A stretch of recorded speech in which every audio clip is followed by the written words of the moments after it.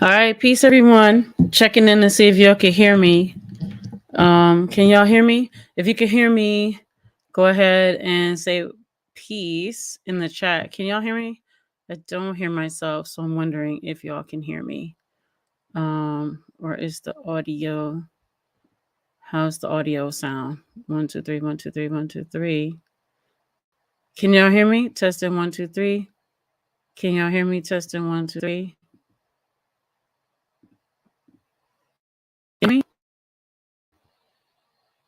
Audio sounds good. Okay, perfect. All right, peace everyone.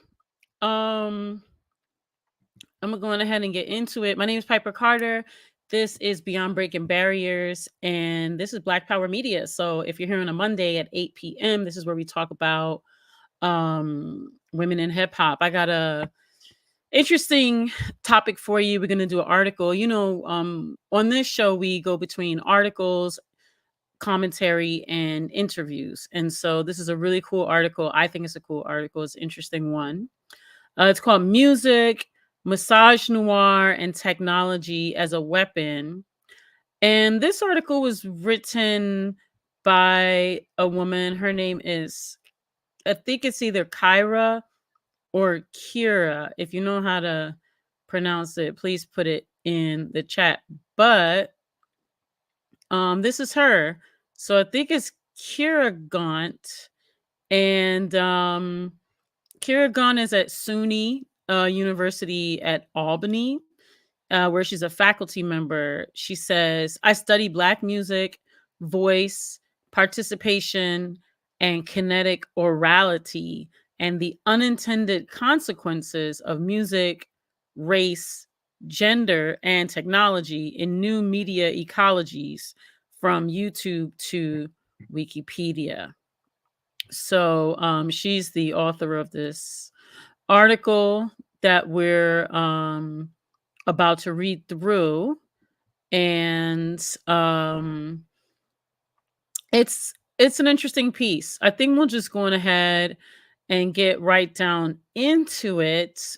Let me know what you guys think. I'm really trying to do a better job at um providing y'all with some valuable content, meaningful content, um, bringing a little bit of production value. I'm trying not to overwhelm with the production value immediately. I'm trying to just do like incremental increases in production value, add in pictures and videos and all the things to make it more interesting. So let me know, because I really hope that you guys get value out of this presentation.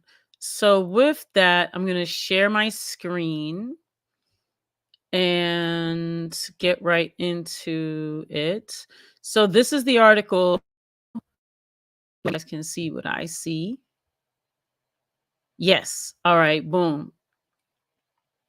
It's called Music, Misogynoir, and Technology as a Weapon.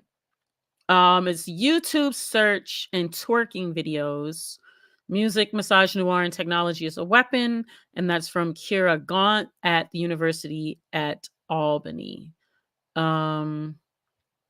So, is this where it starts? No. Sorry, I went too far. Page 2. Where's page 2? Okay, boom. All right. She says, don't tell another white person you study twerking ever again. That was the warning a senior colleague and close friend whose expertise in the sociology of race, gender, and sexuality offered when I first shared about collecting user-generated content produced by Black girls on YouTube. In March of 2013, I began studying twerking videos, aspirational user-generated content, out of an uncritical disdain for the practice. When I heard that rapper Juicy J offered a $50,000 scholarship for twerking via Twitter in the fall of 2013, it only furthered my initial disdain. He later awarded the scholarship to a pre-med single mom, a Black woman who rapped but was lauded by the artist for not twerking because she had read the contest rules. Juicy J was making a backhanded compliment to the winner. She stood out for not dancing for dollars, for not trying to make it rain by shaking her ass, but by using her head. THOTS, thoughts, are what they call women who are not considered respectable or who seek support from men using their sexuality to move ahead in life. The concern that this kind of gender performance should be avoided is the politics of respectability rearing its ugly head when it comes to Black women and girls. A denial of sexuality, whether in play, performance, or in the sophisticated embodied impressivity of power constantly demonstrated by Black women and girls, is not perceived as the real trouble that should be of concern. Twerking is not the trouble. The larger sociological issue is the public one, where codes of behavior are constantly used to police, stigmatize, and stereotype Black girls' gender performances in musical Blackness. It is clear to me now that the subject of my work is not necessarily twerking. I investigate how music, misogynoir, and technology intersect and lead to unintended consequences limiting the self expression, social agency, and humanity of Black girls who twerk and upload videos found through search on YouTube and in other distributed platforms. After watching more than a 40-hour work week of twerking videos on YouTube by the start of 2014, I began to see my adolescent love of dance in it, the kind of sexy, autoerotic space for dance that involved body rolling my torso from chest to navel, snaking and winding my waist above my hips, and shimmying or shaking my booty to the beat. I saw my teenage Black girl dancing mirrored back at me from cam girls broadcasting themselves from Black bedrooms. They mirrored a humanity society teaches even Black men and women to stigmatize and subject to scrutiny when their motives are about adolescent musical play and normal identity formation in Black cultural contexts. The teen bedroom culture of aspirational music practice for Black girls was about the same, except for a significant generational difference in technology, media, and distribution. My late 1970s teenage practice took place in the privacy of a secluded bedroom with a boombox radio and a cassette recorder with a mic. Online Black girls' practice in the new millennium takes place in the blurred privacy of bedroom performances that are uploaded with their personalized mobile phone to the World Wide Web broadcast to no one and anyone.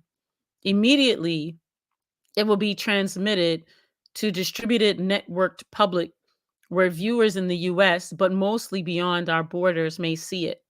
60% of the traffic to YouTube channels are often outside the US. It says press YouTube ND. Assuming there is no algorithmic discrimination based on race, gender, or age. So let me go back over here and put up a picture in case y'all don't know what this is that I'm talking about. Let me see. Can this go here? There we go. Boom. So I wanna let me see. Can I read? I don't want to share this tab instead. I want to read something. Give me half a second because it's trying to force me to read a different tab. All right, boom. Let's see if I can read this one. Will it let me? All right, boom. Trying to give y'all some definitions so that we can have shared definitions. There we go. All right, boom. Okay, so I had these definitions for y'all. I know we all know exactly what twerking is, but just to work with the shared definition, I want to work with the shared definition of that. Ah, that's somebody at my door. Hold on a second, guys. Let me put on the.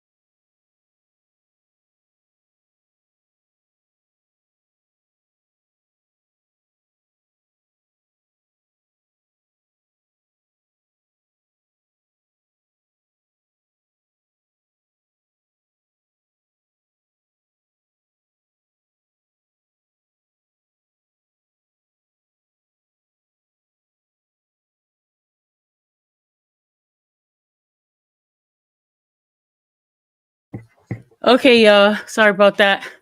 That was my son trying to get in. So let me see. I'm just going back up here so we can work with shared definition, and I had it all saved. Okay, boom. So the intersection of music, misogynoir, and technology as a weapon is the title of this article that we're reading by Kyra Gaunt. And so there's some terms in here like misogynoir, which we know is the specific form of misogyny that's directed towards Black women and girls, and is characterized basically by the intersection of racism and sexism, and it manifests in all types of ways, including violence and sexualized violence. And it's basically the denial of our humanity, right? So, couple of the key points is music as a tool for the misogynoir. So that means like music lyrics, music videos, song titles, right? We know that all of this can perpetuate like harmful stereotypes. I'm gonna take off the twerking while I talk about the shared definitions. And so we know that like music lyrics and music videos and song titles can perpetuate harmful or negative stereotypes, right? About Black women. So when we say negative, we're talking about non-consensual, hypersexualization. I mean, yeah, and portraying women as seeing them as aggressive or angry. And we know that this contributes to real world violence, right? And discrimination. We're talking about technology as a platform for the misogynoir.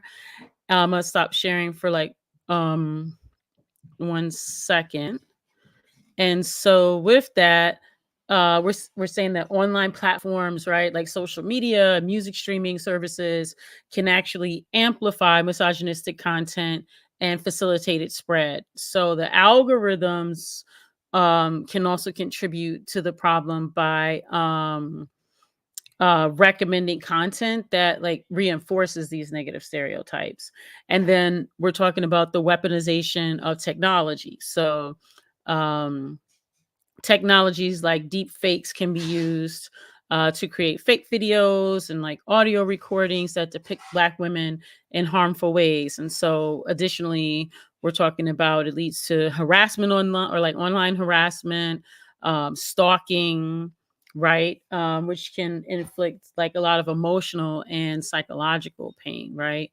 Um, so anyway, I'm gonna go back over here and check the chat for a second and see what y'all are talking about.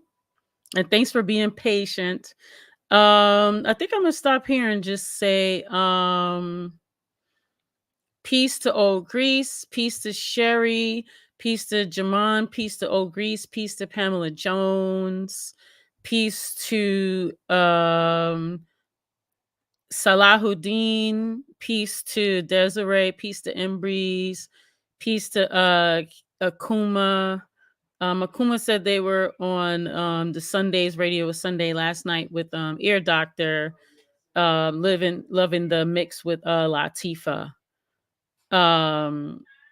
Right. And so when we talk about racism, we know that Black people can perpetuate racism. When we talk about sexism, misogyny, we know that women can perpetuate sexism and misogyny. So yeah, just wanted to say that. And then Justin Bent says peace to everyone and tuned in on the drive home. So thanks for tuning in on your drive home. So now that we have some basic definitions of, what we're talking about, I'm gonna go back to the article. And peace, Esme. Yeah, you love the Sundays. Yeah, shouts out to Ear Doctor, who is really dope. I'm gonna go back here to the present. And thanks for being patient with me, y'all. It's evening time. My son had to wash his clothes, so I had a little bit. So Content ID is YouTube's Emmy award-winning technology. That's what they say. That's not what I say. Yes, drive safely, Esme. It says, to date, music on YouTube and other digital platforms is an underexplored realm in the fields of ethnomusicology and musicology. But our tools of analysis and fields of reference would be vital to the cultural studies of music, technology, and power. Music-related scholarship began about 10 years ago, so they're saying around 2008. So the most, back then when this was written, so the most recent studies come from beyond the US. So according to one study, user creativity on YouTube is primarily driven by musical interests and gameplay. It found that music videos and music-related content are the most watched videos on the platform. So the article is a critical case study of Black girls' user-generated content based on a beta study of over 670 bedroom twerking videos. It is a continuing investigation into the significant roles that music and technology play in the repeated and normalizing gender performity of racialized sexual surveillance and intersectional stratification of gender, age, and race on YouTube. So while much of UGC is actually made by professional film and video makers since about 2009, it is the derivative content produced by ordinary users that drives YouTube's attention economy, as well as its system of monetization for music companies known as Content ID. Aspirational fan videos associated with commercial songs operate in a reciprocal halo effect when it comes to search results and Billboard and RIAA rankings. A song released on YouTube attracts fans who generate derivative content that promotes monetization across digitally distributed platforms through digital streaming and singles and album sales for the artists and record labels. So the derivative content does more for sales than the original music video. So according to a significant study, user appropriated content in YouTube is collectively more important than the traditional videos. So YouTube Music provides a fresh, hugely widespread example of how user appropriate a serve by both repurposing and taking control over the content production. So their findings show that user appropriated videos have a prominent place in YouTube's search results. So the prominence of the original sound print, along with its searchable title and artists in YouTube search algorithms, benefits the girls' aspirational fan videos, such as twerking, videos uploaded by Black girls. Their videos will appear from auto suggestions and as suggested videos after the traditional music video ends. So all this attention generated by search feeds the multiple platforms of capital for the recording artist, rights holders, and the platform through immersive advertising of the songs through online stores. So, as well as serious content creators, but the young girls whose taste in emerging twerk songs and twerk recording artists generally will not benefit as substantially from their performance and creation of content. In fact, the music and their participation works against them, often in harmful ways. Sip of water. Content ID and the technology of search engines have radically changed the previous methods of music discovery, promotion and distribution, sales, and celebrity. The mobile device driven music business is immersed in a complex corporate controlled and patented technology of search algorithms, personalized devices, and seemingly free access to YouTube's participatory culture, where the user labor of teen and tween Black girls dance contributes significantly to the system of profit and tech company performance. An inquiry into YouTube as a site of ethnomusicological study awakened my curiosity, not only by the role of Black girls' content might play in the penetrating visual culture of its musical spaces, but also a critical study of social media where exploitation is hidden behind fan fun. The inquiry led to studying how search shapes our connection and disconnection to Black girls as other users engage with their user appropriated musical content. The immersive firsthand and personal study of YouTube algorithms and its Emmy award winning content ID system are critical to understanding the racialized surveillance and sexploitation that might more critically be viewed as a form of weaponization against Black girls and similarly marginalized groups. I'm going to come back over here to the chat, check back in. Peace to Rouse Pasta Sauce. Uh, if y'all tuned in, we're reading this article. It's called Music, Misogynoir, and Technology as a Weapon by Kyra Gaunt. I'm going to give her flowers, throw that back up again, and just remind y'all that she teaches at, she's a faculty member at SUNY University in Albany, right? And she studies Black music, voice participation, kinetic orality, and the unintended consequences of music, race, gender, and technology in new media ecologies from YouTube to Wikipedia. Why did I say that again? Because it's important to credit people for their work, and I'm reading a lot of her work online. I want to just make sure as I'm going through that this work gets attributed to her properly. Also, let's just shout her out for doing all this work. This is amazing work right here. I pulled up some pictures just to support. So as I'm talking about these things, I'm gonna throw up a couple of throw some stuff up here. I had like one twerking video, but not too many. I just threw that up because I throw that into the twerk culture, and I figured that was a safer image to throw up since it was already online. So weaponization in music. Even in a context where platforms struggle to yield high profits, the founders and owners of these platforms exercise tremendous corporate power through the exploitation of their own workers, as well as the exploitation of users who render platforms valuable through their own labor. So, several scholars have challenged thinking about music as pleasure. They explore music and its symbolic systems of meaning through the study of terrorism and torture. Weaponization of music from coercion to symbolic violence through lyrics is possible in any context. This article explores music, technology, and misogynoir, or the racialized sexualization expressed on YouTube through attention and engagement with Black girls' user generated content. The derivative song content girls use in their aspirational bedroom twerking videos, as well as viewer engagement, contributes to a dehumanizing culture of racialized sexualization through digital objectification, grooming, sexploitation, and violence towards Black girls and women.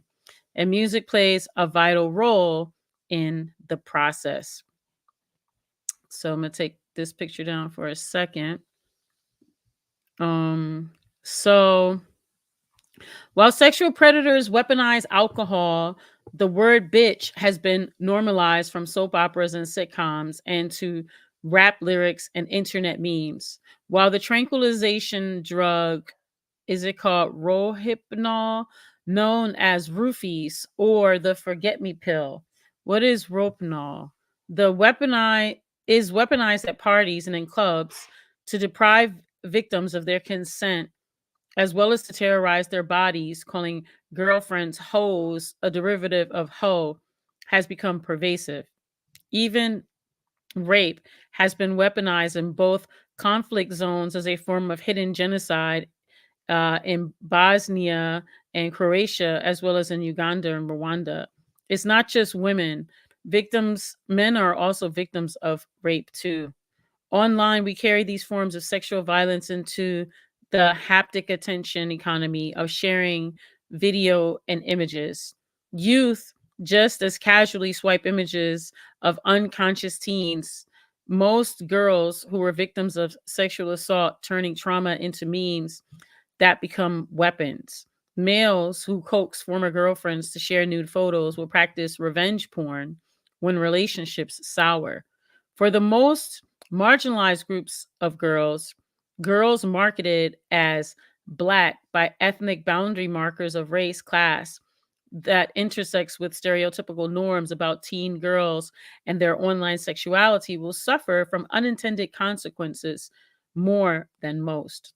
The weaponization of music against Black girls and women in forms of popular culture is an infrequent discussion. Scholars and fans alike dance around issues of racialization and sexualization, but the tendency to romanticize the study and analysis of the symbolic value of music and fandom as if it is harmless is much more common. For fans who have become mobile users and creators in the aspirational and participatory fan culture of user generated YouTube videos, our favorite songs, the idolization of music celebrity and or content creators, as well as the discovery of new music on YouTube primes the romanticization of music and fandom, especially among teen girls who have been important tastemakers since the rise of the teenager in the late 40s.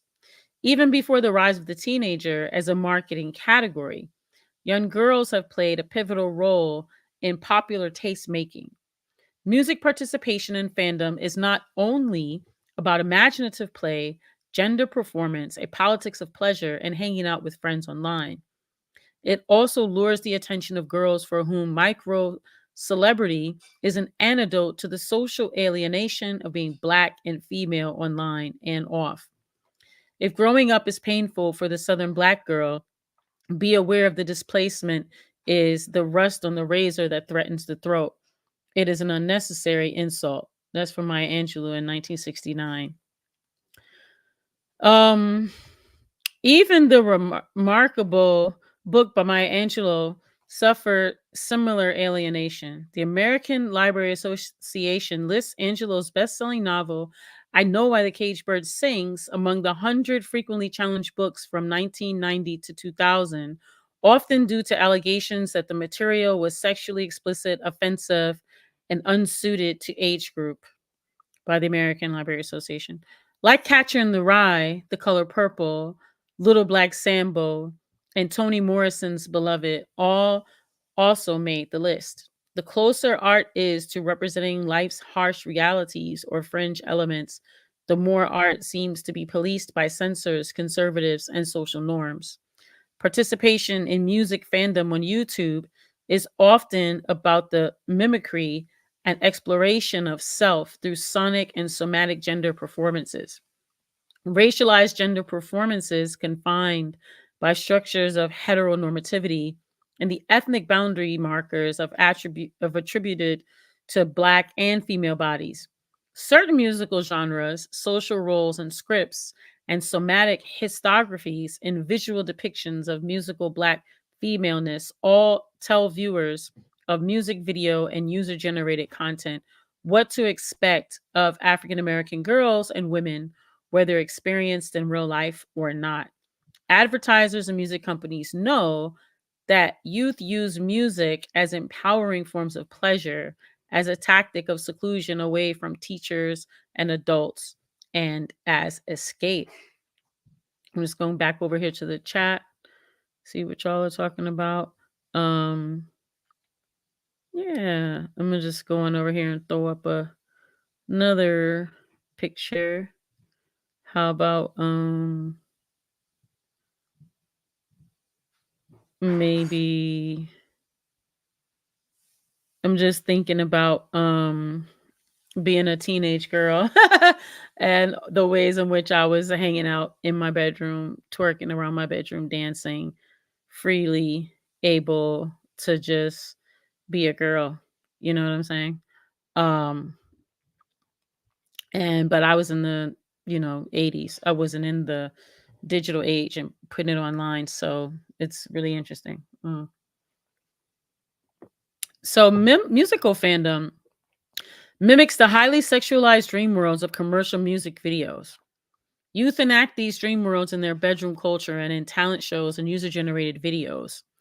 Adolescent identity formation is paradoxical.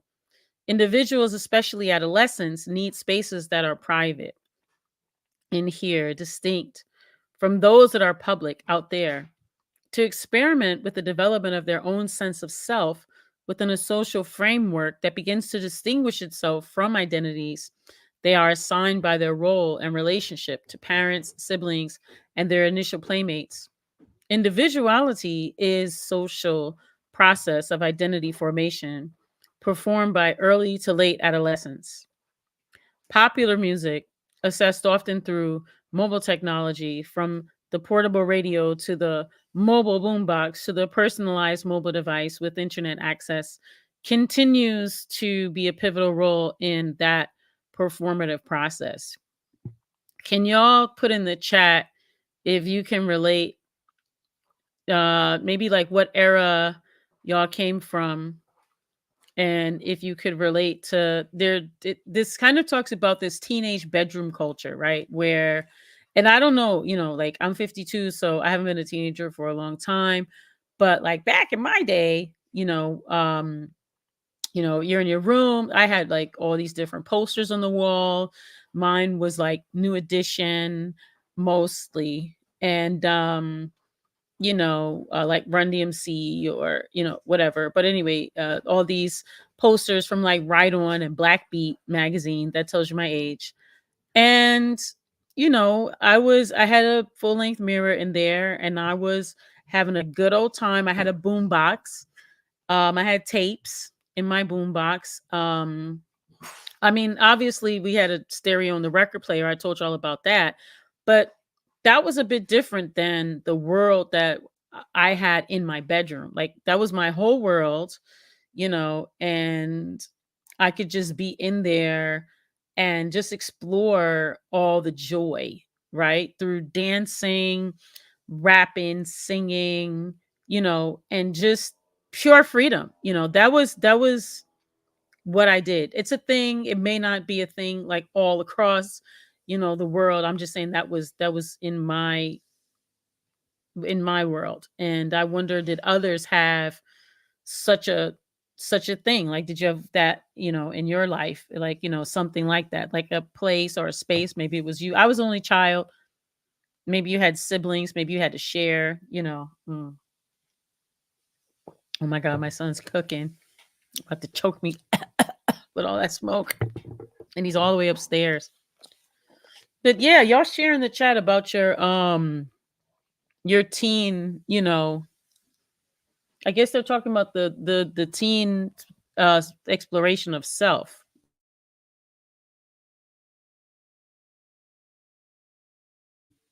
Yeah, pardon me. That smoke is getting in my throat. But yeah, let's learn about some of this, because we're reading, but I think it's interesting to hear what experiences y'all have, or that y'all went through, as teenagers. As I find another picture to just put up, I'm gonna put up this because that kind of illustrates a little bit. I mean, that's kind of what me and my that's how I imagine me and my my cousins. We were all in the 70s and 80s. We were in each other's bedrooms dancing and looking at records and tapes and having a great time. But and I work with a lot of youth, and I see a lot of young people kind of having these spaces with each other, like looking at a lot of videos and dancing and being up on all the dances. So that's kind of where I got that picture from, and that's why I'm using it, because it kind of illustrates what we're talking about here. So the paradox of defining oneself within a social system is the intangibility of larger superstructures. Social identity is situating it oneself within the existing, multiple, and interlocking oppression structures via patriarchy, heteronormativity, racism, socioeconomic power, stratification, and its resulting inequalities, ability and disability, and multiple modes of literacy, including the digital media literacies one must learn to negotiate on the World Wide Web.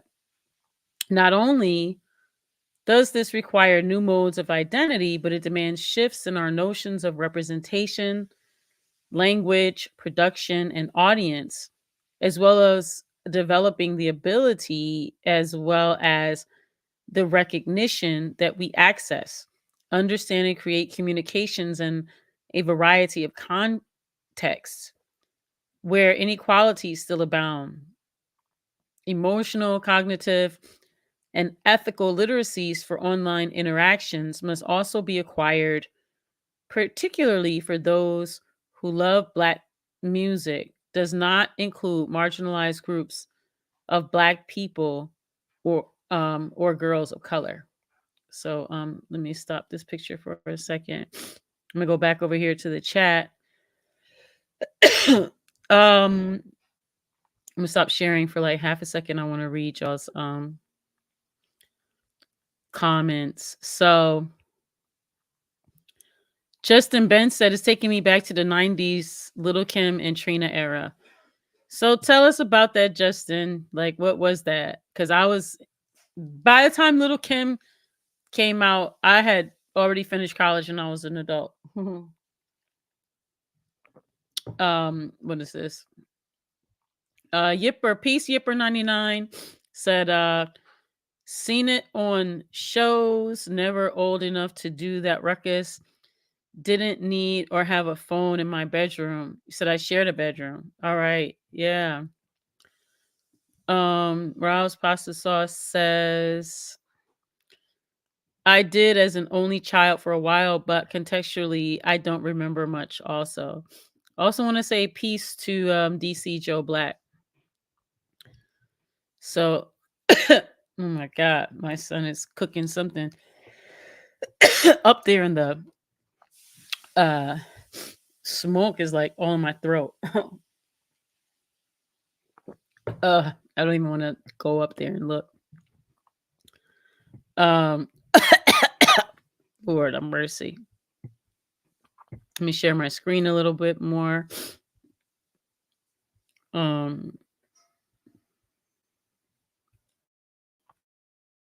So I'm gonna put up another picture while we do this. How about that one? Boom. So youth music fandom is also deeply situated within latent systems of technology, not only related to music production, distribution, and consumption. Those systems involve us with invisible and unknown social actors, agents, and institutions that may cause harm and perpetuate symbolic violence that perpetually disempowers members of marginalized groups. Unequal access based on the psychological wages of whiteness and patriarchy. These superstructures tend to hide or mask the performative and deliberate practice that sustains the symbolic behavior and social reproduction of racialized and sexual discrimination. On YouTube, exploitation begins with racialized sexualization and surveillance by the invisible audiences who watch twerking videos like a spectacle of deviance. Digital fan culture, unlike before the internet, is both personalized and blurred with publicity. Broadcast yourself, for instance, girls one to many publication of bedroom user generated videos. The collapsing and colliding context of their digital interactivity means the content from the most vulnerable and marginalized members of society will persist forever in an always on new media ecology as always searchable excuse me, fan made videos based on derivative music content where rights holders are ready to criminalize a remix culture of a commercialized, marketed as free and unregulated attention economy because it is dance to music that is highly sexualized but permitted to honor the free speech of artists and the bottom lines of business. The role music plays in exploiting teenage girls often goes unnoticed. I'm gonna stop sharing for like a second. I'm gonna take this picture off. Um, I'm gonna just check the chat. Uh, Justin Ben says a lot of what you described. Instead of a boombox, we would watch those music videos on MTV when our parents weren't around. Yeah. So there was, yeah, I guess like in my world, we had the living room. That was where like the stereo and the TV and all that was. But then it was like I had my bedroom. That was a whole nother thing. I didn't have a TV. um, it was like I had a phone, like, but I I didn't have my own line. My mom was like, no. So it was just a phone that was connected to the regular line, but somehow in my mind that was it was whatever, you know. That's funny. Oh my god, this smoke is choking the crap out of me. Mm. What is he cooking? Let me share your screen. All right. So the virtual sensation of memes and trends driven by the sonic attraction of beats, hooks, and popular rhymes carry unexamined discourses of gender stratification and manufacture consent in consequential and pernicious ways. The racialized sexploitation of Black girls twerking videos might be a subject of conversation among Black youth who are over indexed in social media spaces. But I suspect the unintended consequences are rarely grasped without the help of critical techno-cultural discourse analysis that focuses on Black people online. So white girls dance to the latest music from their bedrooms, but the byproduct of new media and mobile technologies is that nothing is private and everything is portable and searchable. It is as much the technology behind the free interface and the algorithms of search as it is the racialized sexualization of lyrics and videos that have become the razor threatening the social identity formation of Black girls online.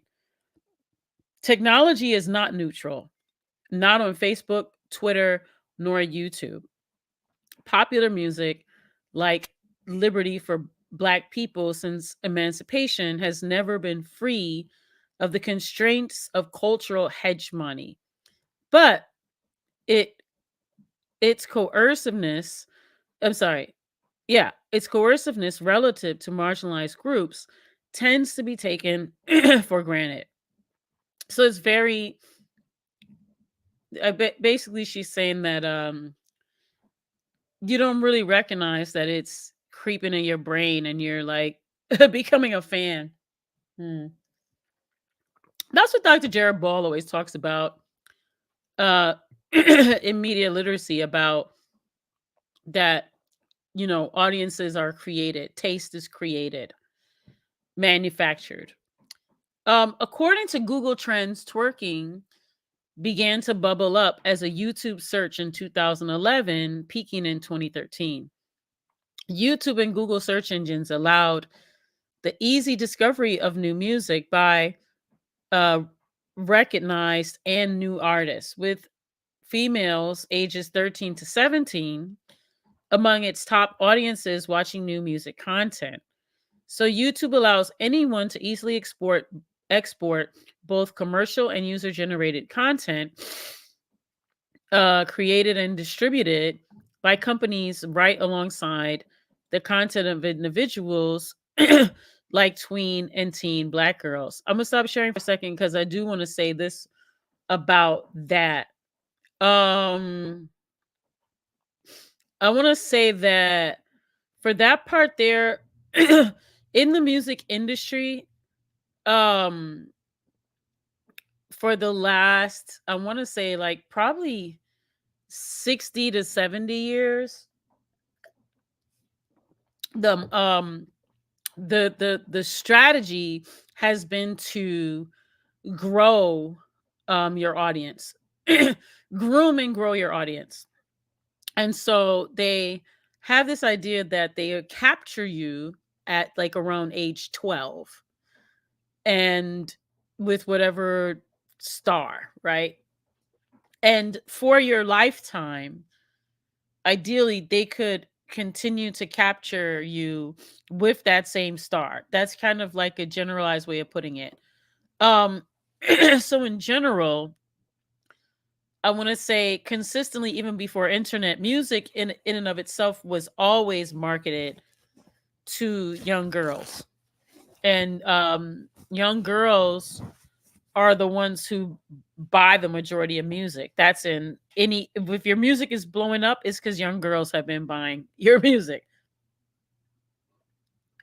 And that was one of the biggest debates in hip hop, because a lot of the girls were buying the music. Excuse me. I'm like, this, whatever he's cooking is like, what is all this smoke is in my throat? So what did I can't even smell what he's cooking. I smell smoke. It's like in my throat. It's like a whole thing of smoke, and I'm like, like, Lord have mercy. I'm gonna go back up here and get some of y'all's comments. So Justin Ben says a lot of it. Oh, I said that, I saw that one already, right? So DC Joe Black said BET started doing adult mature videos late night starting in the early 2000s. Yeah. Oh, Grease said I grew up in the last seconds of vinyl, lived through tape, CDs, VHS, and DVD. What does this say? Oh, Grease says watching gaming consoles grow and change is wild. I wasn't a gamer. I'm sorry, y'all. Yipper99 said everything was in the living room, and we did eventually get a hand-me-down TV. The only one that would show is Martin and MASH at night, and fell asleep on them often. I remember that. What was that? I forgot the little thing. I used to like that with MASH. What did Akuma said? Even something as simple as a catchy hook from a popular song can get stuck in our heads, but that's the goal. Yeah, that's what they do. That's why they have those little, that's what jingles are all about. Yeah, trying to hypnotize you. Even corporations of harmful foods got their slogans, right? Um, and then what did DC Joe Black say? The video vixen was rare 2 decades ago. Today, the internet, fast forward to an almost egalitarian growth of kinds of exploitation. Um, Let me see. I'm gonna go back over here, reshare the screen, and it says the derivative content associated with twerk songs by male artists like Soulja Boy, Juicy J, K Stylist, as well as hits by female mega artists like Rihanna, Nicki Minaj, Miley Cyrus, Iggy Azalea, became the focus of her interest for this article. Twerking videos by teenage Black girls offers as a critical body of text for examining the intersection of music, gender, and technology on YouTube, based on analysis of over 500 bedroom twerking videos uploaded between 2008 and 2014 by Black girls who appear to be ages 13 to 17. This article explores music discovery through search, how music and tech companies exploit UGC in ways that promote and produce and reproduce narrow scripts of gender heteronormativity, thus weaponizing their content while benefiting from its music appropriation. So, search results such as metadata, suggested videos, and thumbnails experienced through music discovery prime the weaponization of Black girls twerking videos by viewers. Multiple findings suggest that interactions with Black girls' user generated content contributes to the normalization of a historical and unethical pattern of misogynoir towards the young Black girls or adolescent women online. All this is reinforced on a global scale due to the role YouTube plays in the sonic force of the music business through billions of handheld mobile devices, and the role the platform plays as the largest searchable archive of music on the internet. I'm gonna stop sharing on there for a second. And I want to go back to this part here where let me see. They were talking about the musical discovery and the user generated content. So, yeah, you hear the pots and pans in the background. so, so there's I don't know how many of y'all do media, but in media, there's a few different philosophies, but one regarding marketing is that the best way to increase your reach is to have user generated content, because that will allow for the virality, right? Number one, because people like to see reality, right? And that is of way more interest than like hyper produced content. Also, um because there's a certain authenticity to it.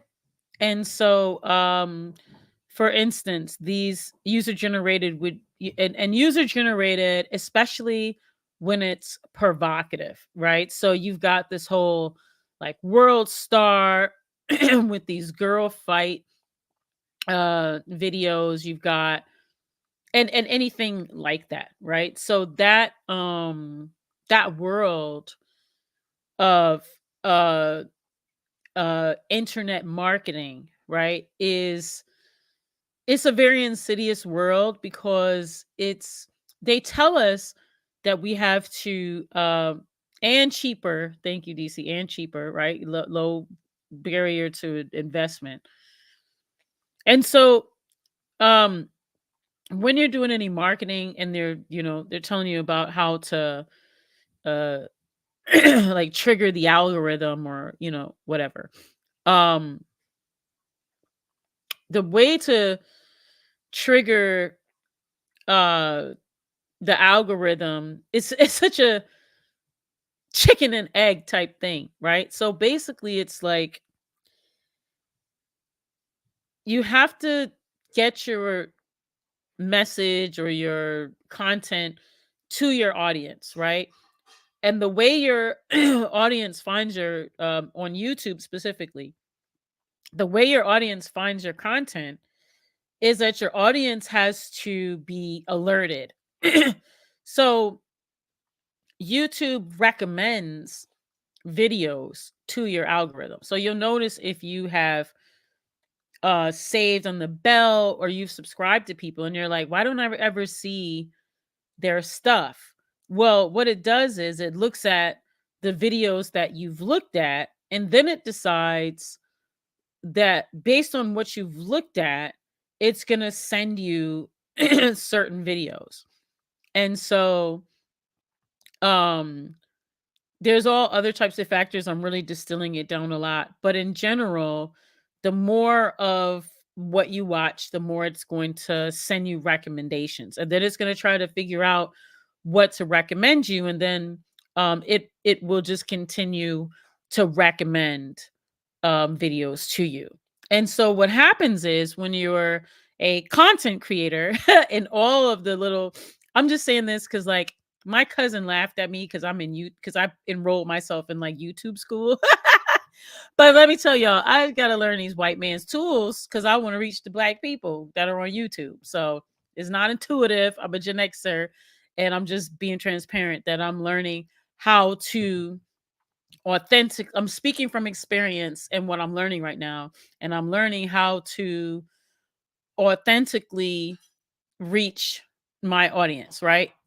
So everything that they tell us is like if there's what you do, you're supposed to look at your analytics, right? So you look at your analytics and then it says um you know, people stopped watching around around here, right? Around 30 seconds, 5 minutes, 20 minutes, whatever. They're looking at the title, they're looking at the topic and the title, right? So people are swipe and swipe, swipe, swipe, swipe. They look, oh, that's an interesting topic. That's a provocative title, right? So that's one thing.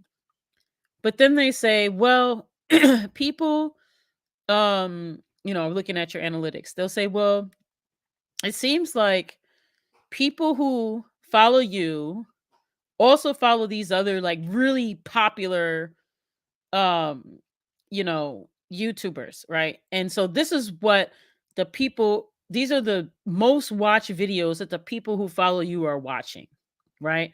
And so it says, why don't you make those videos a remix of those or redo or a different take, but why don't you make videos like that, because it looks like that's what your people want to watch. So basically it teaches you that you want to make more of what your audience wants to watch. So they say, don't think of the algorithm or think of the algorithm and just replace the word algorithm with audience, right? So if you want to reach your audience, you have to look at what your audience wants and you have to create the content that your audience wants. And so, long story short, is basically just telling you that if you're looking at content and you say, these videos with this type of topic did really well, and these type of videos with these type of topics didn't do well. Well, it kind of rewards you for making more of these type of videos than it does for those type. And because these have more watch time, more people watching them, and all of that, it'll suggest to you that you make more of those. What that tells a lot of content creators is they want the views, right? Because they need the attention. So they want the views and they want the likes, the shares, and subscribes, right? Especially if your channel's monetized, because that's your career. So I'm not justifying, I'm just trying to explain it.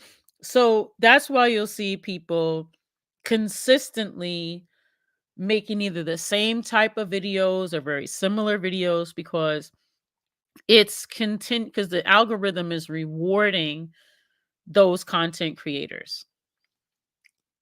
I don't want to say it's punishing because that would mean intent, and I can't speak to intent. I could say it feels like you're punished if you don't make videos that are popular. um,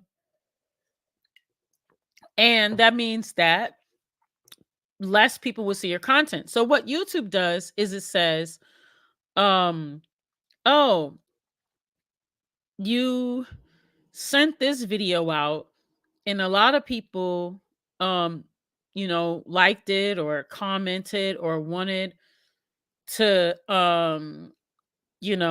engage with it. And so we're going to continue showing your videos to more people because that means that people want to see your content.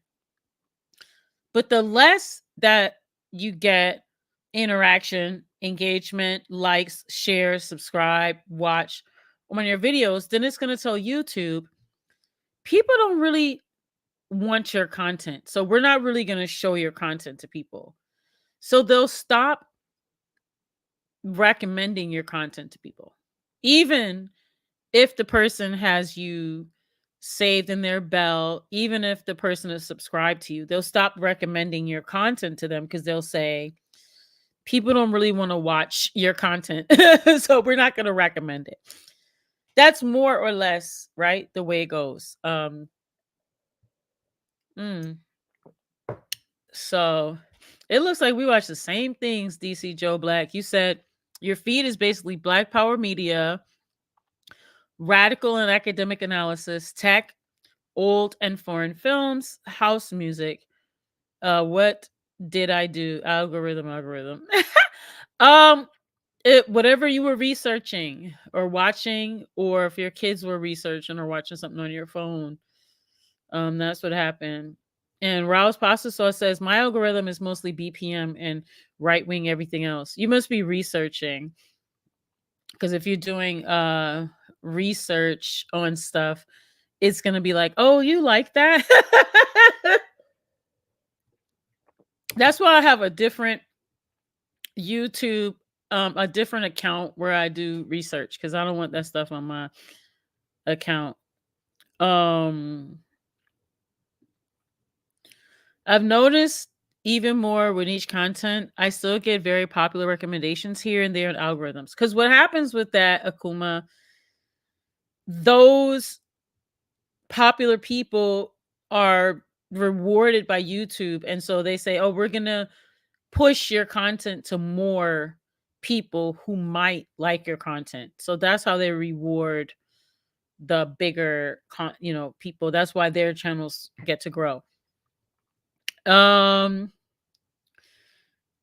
Dre spelled Dre.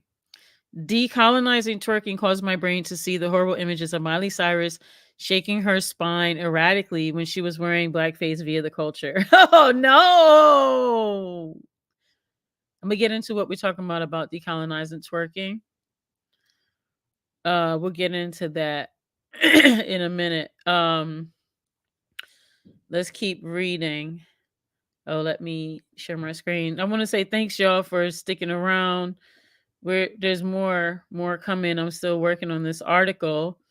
If you just joined a little bit, music, misogynoir, and technology is a weapon. And let me just remind folks that this article was written by Kyra Gaunt of SUNY University at Albany, who's a faculty member. And I'm going to repeat what she says. I study Black music, voice, participation, and kinetic orality, and the unintended consequences of music, race, gender, and technology in new media ecologies from YouTube to Wikipedia. So just want to make sure we attribute credit where credit's due with all of this wonderful dissection that she was doing. That's what Zinsbo said. That was the last thing that crossed my mind. I'm like, yeah, let's keep it pushing. Oh, la la la la. All right, boom. So, data and methods. So, we looked at her theory. We looked at some definitions of misogynoir, and what we meant, and just breaking down um, some of the themes, right? Um, so I think right now we're going to look at the data and her methods. So while the study of race, gender, and sexuality in social media is no longer new, the social surveillance of people of color, especially children, is much less common. A grounded theory approach to developing this methodology allowed the author to examine the technology through use by a diverse group of undergraduate students. Since access to music and media are shaped by features of personalization that include your view history on YouTube and other platforms and apps, your likes and swipes, and geotagging from your location based apps, a multi user approach evolved as a useful strategy. Between October 27 and December 11, 2014, a team of 16 undergraduate researchers assisted me in collecting over 1,000 videos targeting the study of Black girls twerking on YouTube for a period of 5 weeks. The team collected tween and teen Black girls twerking videos primarily recorded at home in their bedrooms. We talked about teenage bedroom culture, right? So the collaborative effort allowed us to aggregate over 1,000 videos. Out of that data set, about 500 features girls who appear to be teens, ages 13 to 17. Many students, especially the men, had difficulty distinguishing a teen or even tween girl from adults on YouTube, which was very insightful and corresponded with a groundbreaking 2017 study about the erasure of Black girls that leads to harsher punishments than their counterparts. Black girls ages 5 to 14 are affected by a prevalent adultification of their behavior. There is a perception of Black girls as less innocent and more adult like than white girls of the same age, suggesting a casual relationship with negative outcomes from a history of deviant scripting and stereotyping. Stereotypes underlie the implicit bias that shapes many adults' view of Black females: sexually promiscuous, hedonistic, and in need of socialization. Since the aim of my study has been to understand the unintended consequences of music and technology that surrounds the videos, a hybrid method of discourse analysis, which is a process, content analysis, and theoretical sampling, was used to examine and analyze the videos. The Dirty South as context: bass, booty, and bounce. While twerking may or may not be familiar to most scholars, since 2013, a brief general history about the rise of rap music, a description of the embodied practice of musical Blackness in the Dirty South, is valuable to any reading of twerking. Twerking is a sophisticated aesthetic, an embodied intellectual practice that originated among cis and transgender Black females in New Orleans, recognized as bounce. Bounce is a subgenre of hip hop culture and music. It is a part of a network of local Southern rap scenes that comprise the Dirty South. Twerking lives in an array of social settings in New Orleans. It is prominent at house and street parties, Saturday night social clubs, and reigning queen of bounce Big Frida as her own national reality TV show. And for over 100 years, since 1912, various carnival masking groups of African women, known as baby dolls, have paraded in Mardi Gras doing the dance known in recent history as twerking. The baby doll tradition grew out of the reality of Black women being left out of Mardi Gras. It is a tradition that empowers Black women. That's from Elena Harris. Mama Pretty, New Orleans Creole Baby Belle Baby Dolls. Stories from a Baby Doll in 2016. Twerking is a similar style of dance commonly associated with strip clubs that have increasingly become the testing grounds for new music in rap and Magic City in Atlanta, to joints throughout the Dirty South, and increasingly in urban cities throughout the nation. The description of the dance utilized for my purposes is an amalgam of a definition advocated by Big Frida during a soundcheck interview. Let me let me stop for 1 second. Let me just pull up a picture of Big Frida if y'all don't know Big Frida. Um you gotta shout out to Big Frida. Let me see if we get a good picture there. Of Big Frida doing her thing. I don't know. Y'all might have seen Big Frida in a Beyonce video. Y'all could have seen any type of Big Frida. Um, Let me see.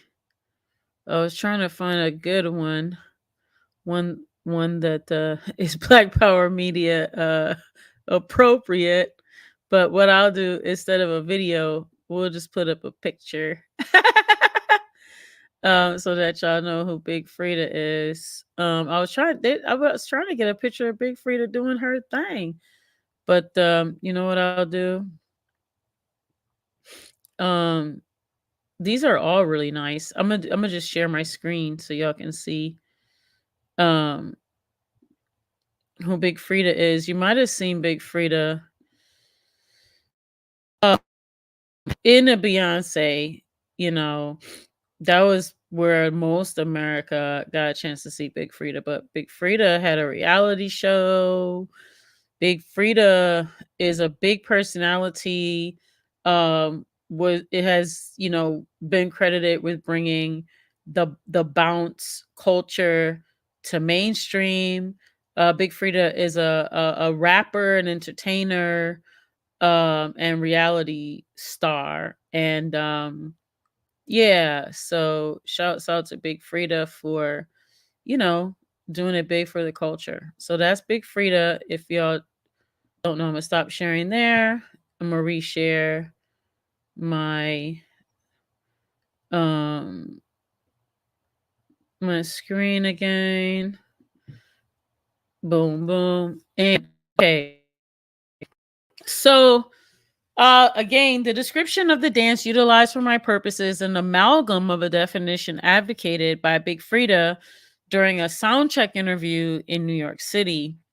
Unrecognizable gestures that define hip hop dance, from popping and locking to breaking. I describe twerking as popping, locking, dropping, and bouncing your booty like a basketball to the beats of rhymes of a rap song or other popular tracks. Learning to move something, to shake the fleshy excess of your ass around in a circle, up and down to the beat, in alternating patterns from left to right using only your butt cheeks, are all moves that on the dance floor or the stage of a strip club will make it rain, inspire the viewing of audience to spray a dancer's ass or her pussy with $1 bills. This practice mirrors an anthropological use of money to shower or paste the foreheads of griots, poets, musicians, singers, and instrumental soloists at male and female birthdays or anniversary wedding celebrants with bill forms of money across the African continent.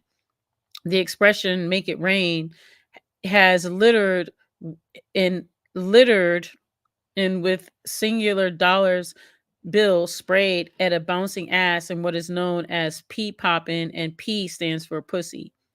The emphasis on visible secondary sex characteristics of a female body online performances of booty bouncing, ass shaking, and pussy popping have increasingly become assigned and relegated to objectified cis or transgender black female bodies. The practice, when performed by transgender bodies, may be called sissy bounce, no matter the sex or gender.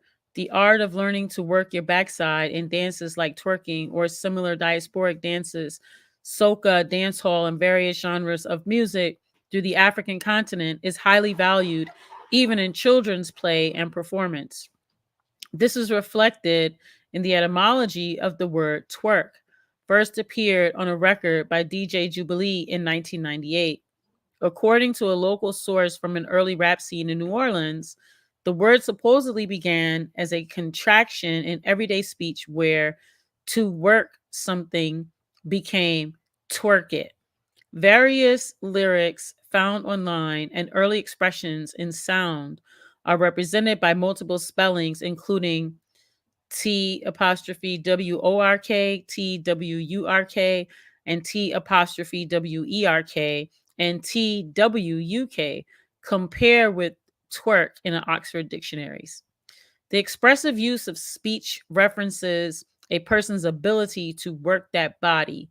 It reflects a global articulation found across generations of African American communities and musical scenes.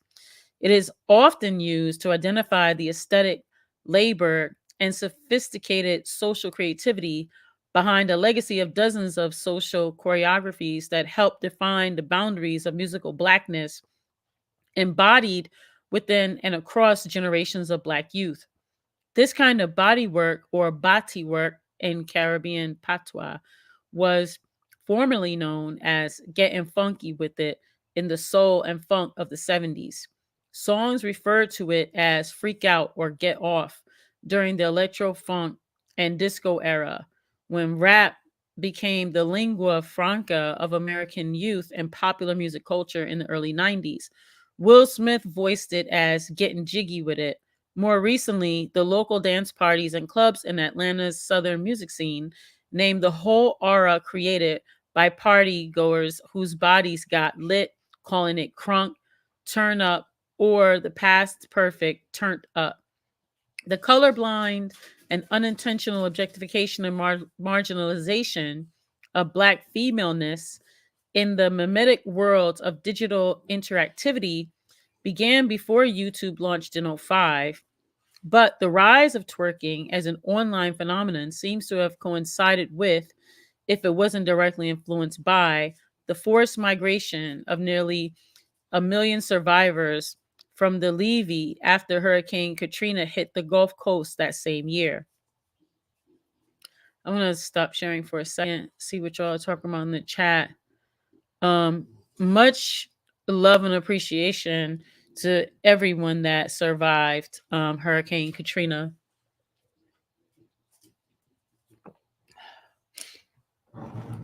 You know, what does it say? Says Akuma says people been shaking their butts though. I see twerking as just another version of that. Okay, we're gonna get into it. Right. James said we've been twerking in Chicago since the 80s. We have two in Detroit. And we're gonna let's get more historical. Uh let's get a little more historical with it. You know, we're gonna go back, way back. Back in time. Give me a minute. I'm taking y'all. We going there. Um, it is important to know here when speaking of Black teen girls that performivity is not limited to gender, but for the purposes of this article, bracketed for close study. Performativity, of course, bears its strange fruit through music and material cultures associated with music technologies all the time in matters of race, ethnicity, sexuality, and nation. But age and gender are primary lens structuring analysis in this article. In the introduction of Undoing Gender, Judith Butler re-articulates a sociological view of identity by emphasizing its dramaturgical performance. We now understand that gender is performed, not a not a static given, and out conceptions of identity are enacted often through performance in musical settings, and those settings are social situations where we enact certain roles. If gender is a kind of doing, an incessant activity performed in part without one's knowing and without one's willing, then it is a practice of improvisation within a scene of constraint. Moreover, one does not do one's gender alone. One is always doing with or for another, even if the other is only imaginary, beyond oneself in a sociality that has no single author and that radically contests the notion of authorship itself.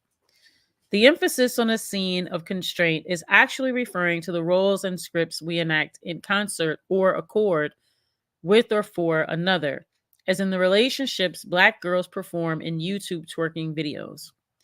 In everyday discourse about YouTube, users and perhaps less so creators tend to avoid considering the performativity of gender in online spaces.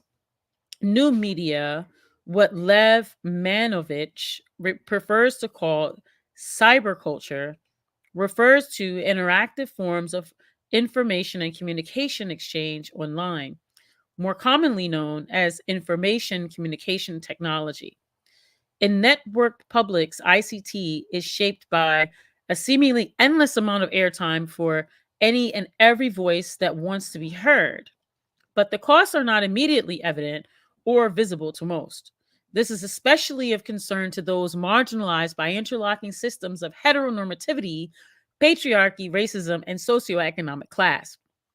Gender performativity, the ways we act on and are acted upon, as well as the reciprocal yet uneven and even quite negative ways gender performance is shaped by the mental maps of outsiders who exclude Black girls from ethical give and take of social as well as human exchange. The music industry and the attention economy of YouTube and videos primarily distributed by Vivo, a division of the Universal Music Group, realize that girls' socialization is dependent on the need to be seen. They want attention. Adolescent biology and cognition, both revved up by the emotion and drama, as well as the socialization and subordination of girls in patriarchal contexts, has led to the sexualization of girls at a younger and younger ages. Music serves as an easy lure for their attention, their eyes, and their interest in joining in making videos to upload that feature new music.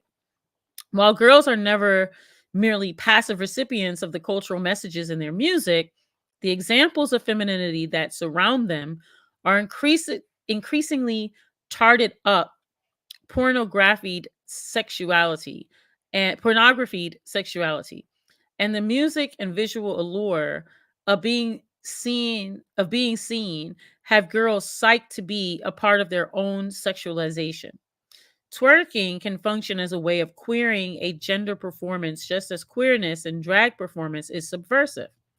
Drag performances of femininity, Black or non Black, can reveal, as Judith Butler has alluded to, the possibility of sexual identities that are often excluded from heteronormativity. The shift, however, from gay or lesbian identities to tween and teen Black girls as representations of sexual minorities online necessitates close reading and analysis to subvert stereotypical ways of reading teenage Black girlhood as deviant or queerness as deviant, right? The performativity of Black girls twerking on YouTube queers and distorts the universal gaze expected in art on YouTube, defined as an intrinsic way of perceiving art, thought by many in the Western art world to be found across culture that informs what people consider to be art or not. It is only possible to conclude there is one intrinsic gaze on a platform that serves 500 hours of uploads a minute if we jump to conclusions about what we see when watching Black girls twerking videos. Tween twerking then will rarely be viewed as art or aesthetically pleasing, particularly for those trained to see Black deviance in US culture. It is typically perceived at first glance as some distorted version of sex work online or aspirational content where the poor Black girls are trying to dollar out of their view count. What we missed is a form of context collapse happening due to the platform and the way technology shapes our personalized or narrow perspective of what's happening in new media ecologies. I'm just going to throw up a picture while we do this just to look at. I've been messing around with this AI. But I'm not doing no twerking. I just did this because I didn't want to put no little girls up there twerking. That's the closest to the bedroom culture while I talk about this. Um so do, do, do, do, do. Says what is missed is a form of context collapse happening due to the platform and the way technology shapes our personalized or narrow perspective of what's happening in new media ecologies. For Black girls who broadcast while they twerk on YouTube, the webcam is a mirror for empowerment. They disregard that YouTube, owned by Google, is collecting data and that their content will persist and be portable, shared by invisible and unintended audience members they know or don't know in line or in person. For the unintended audience, the user interface and frame of the screen, the reality of YouTube as an archive, and the interactions with search features such as autocorrect and auto suggestions in their results broadcast a peep show for male viewers. They treat Black girls' musical user generated content from a context that rarely shares those of Black girls. Their comments may function as if the twerking videos are a strip show. They leave suggestions for a gender performance consistent with their gaze. They dox or make public minor girls or other social media accounts in the comments, and their they share their cell phone numbers and their messaging accounts, particularly for the Kick app. I don't know if Kick is still a thing. Known for its abuse and exploitation of children online despite its prevalence among teens. Both social situations, let me switch the picture. Uh Something more like that.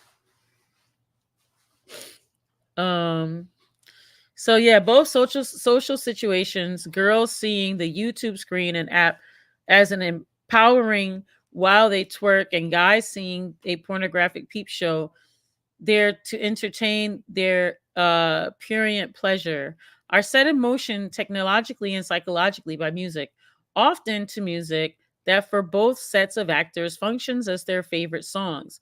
The role music plays in the process is often overlooked, while our sites target the permissive or hypersexual behaviors of adolescent girls who should know better.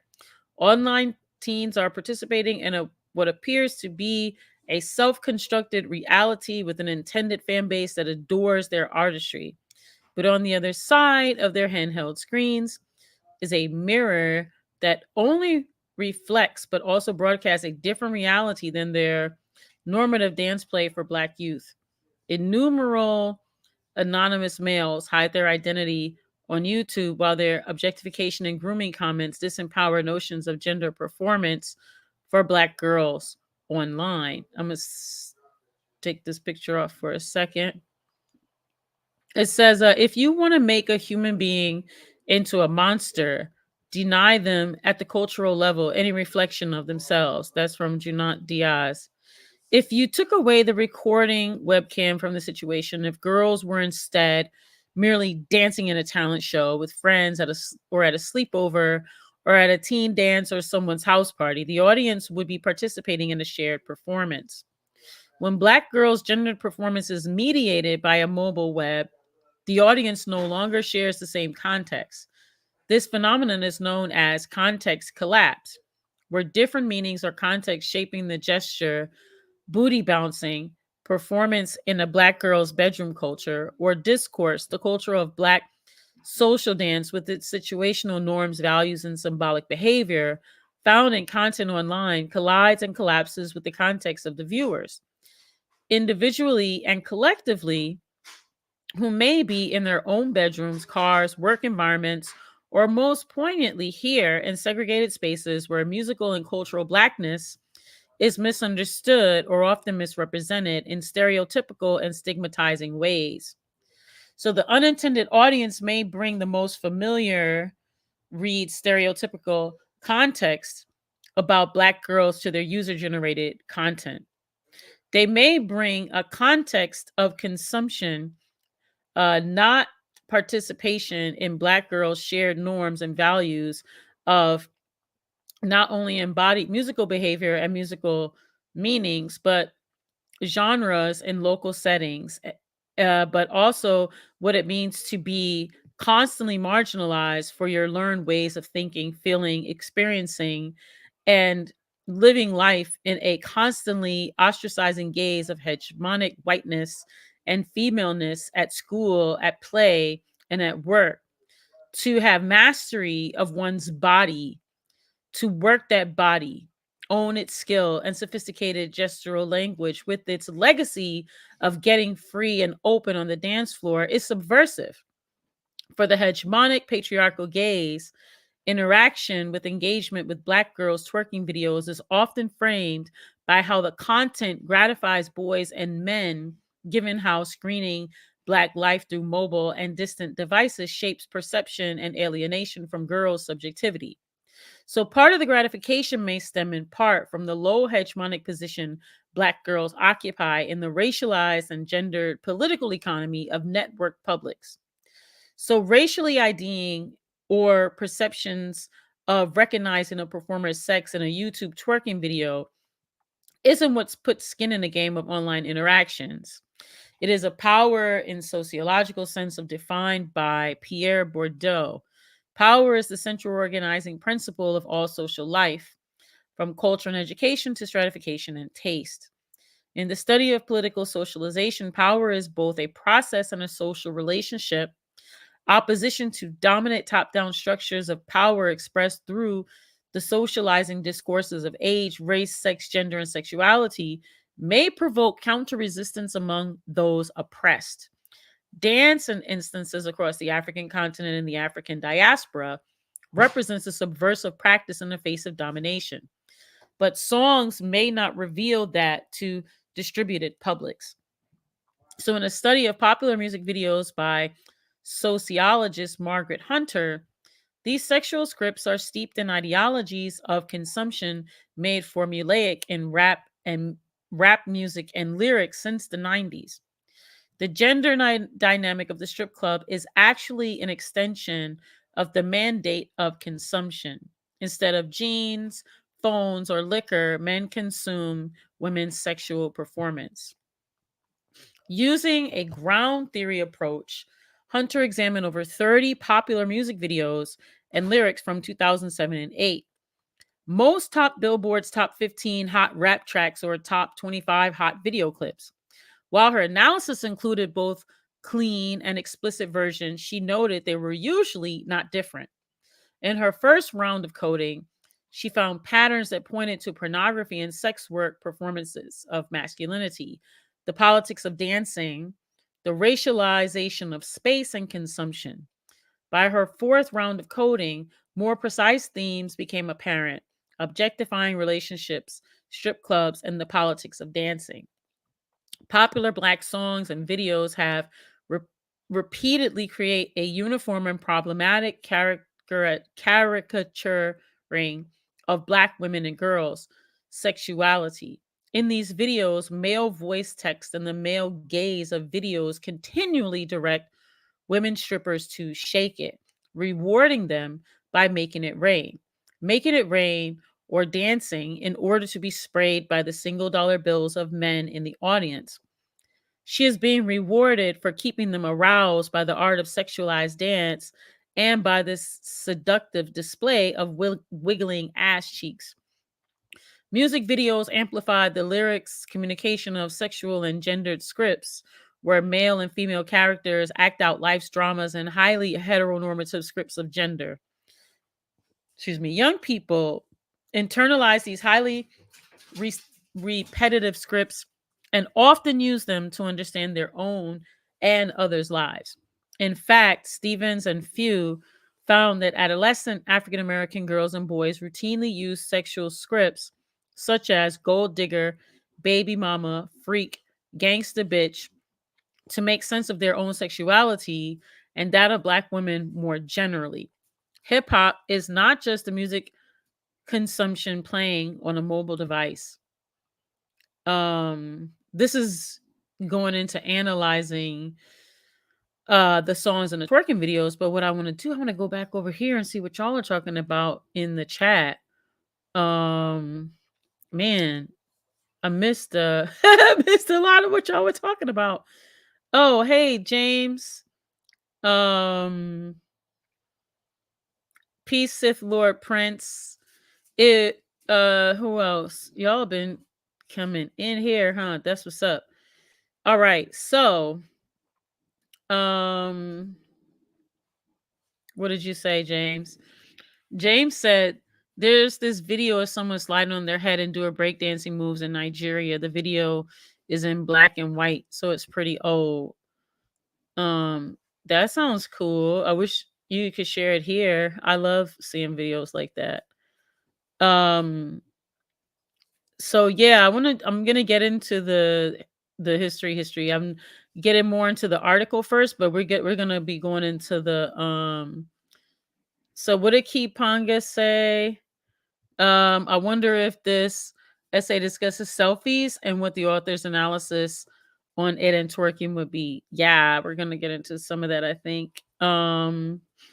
Sith Lord Prince said, is this piece saying that how videos are read because it's mediated through technology? A little bit. So some of it is, a lot of it is that, right? Like who's looking, like who's the audience? And some of the unintended I'm gonna say like consequences of it. So it is some of that. What did Old Grease say? Okay, yeah, I mean that's true. It's a woman's prerogative how she does or does not shake that booty. So that's a good point, Old Grease, about it is a woman's prerogative, but I think what this particular article is talking about is girls. So he's talking about adolescents, teens, and tweens. So it pulls into question um, or challenges the notion of consent. So what did Zenzabel said, my own personal outlook is that there have always been self-portraits since people started drawing, but it gets vilified now that thought history now as though history never happened. Mm-hmm. Uh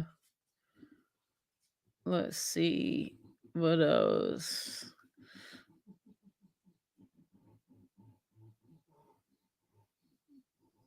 That's funny. Yeah. Yeah, Tierra Whack does have music. New music. Tierra Whack has new music. Little Sims has new music. L'Amazon Afrique has new music. There's a lot of new.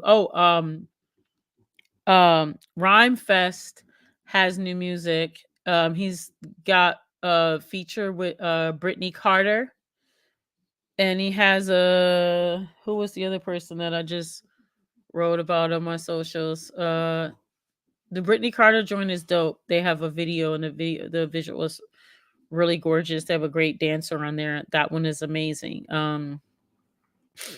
And okay, I'm gonna share and read. So I think what I'm gonna do before I share about that, I think what I want to do. Oh my goodness, this here got. Oh, there we go. Okay, boom. What about this one?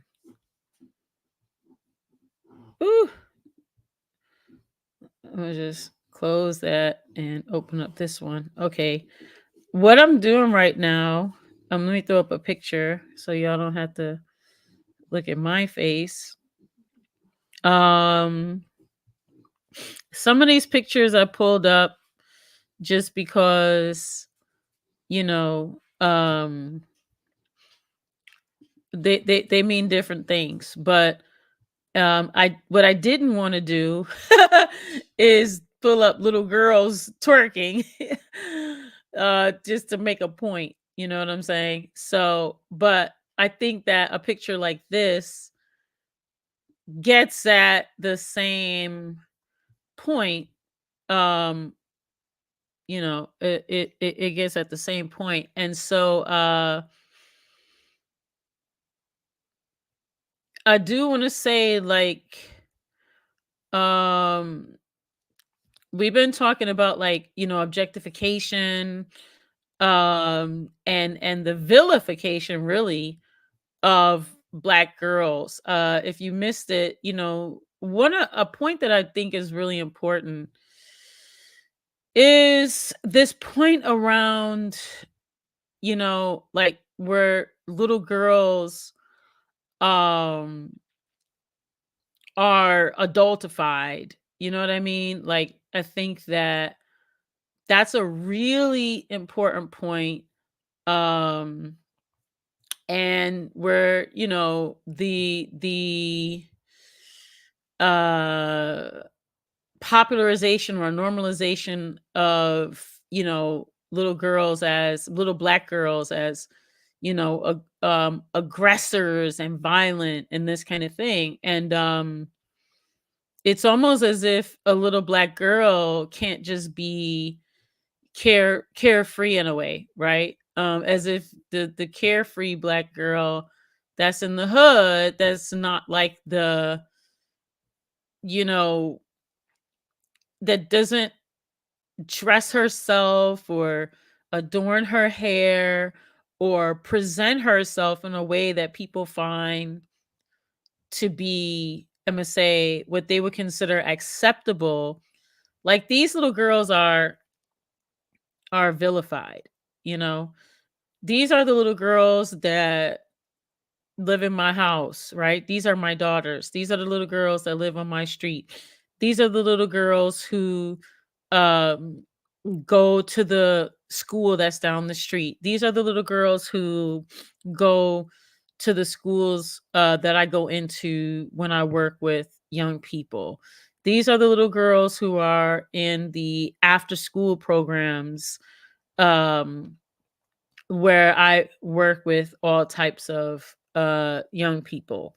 And um, I think, what I see online, y'all tell me in the chat what you think you see, but I consistently see um little black girls um just constantly being talked about in such a negative way.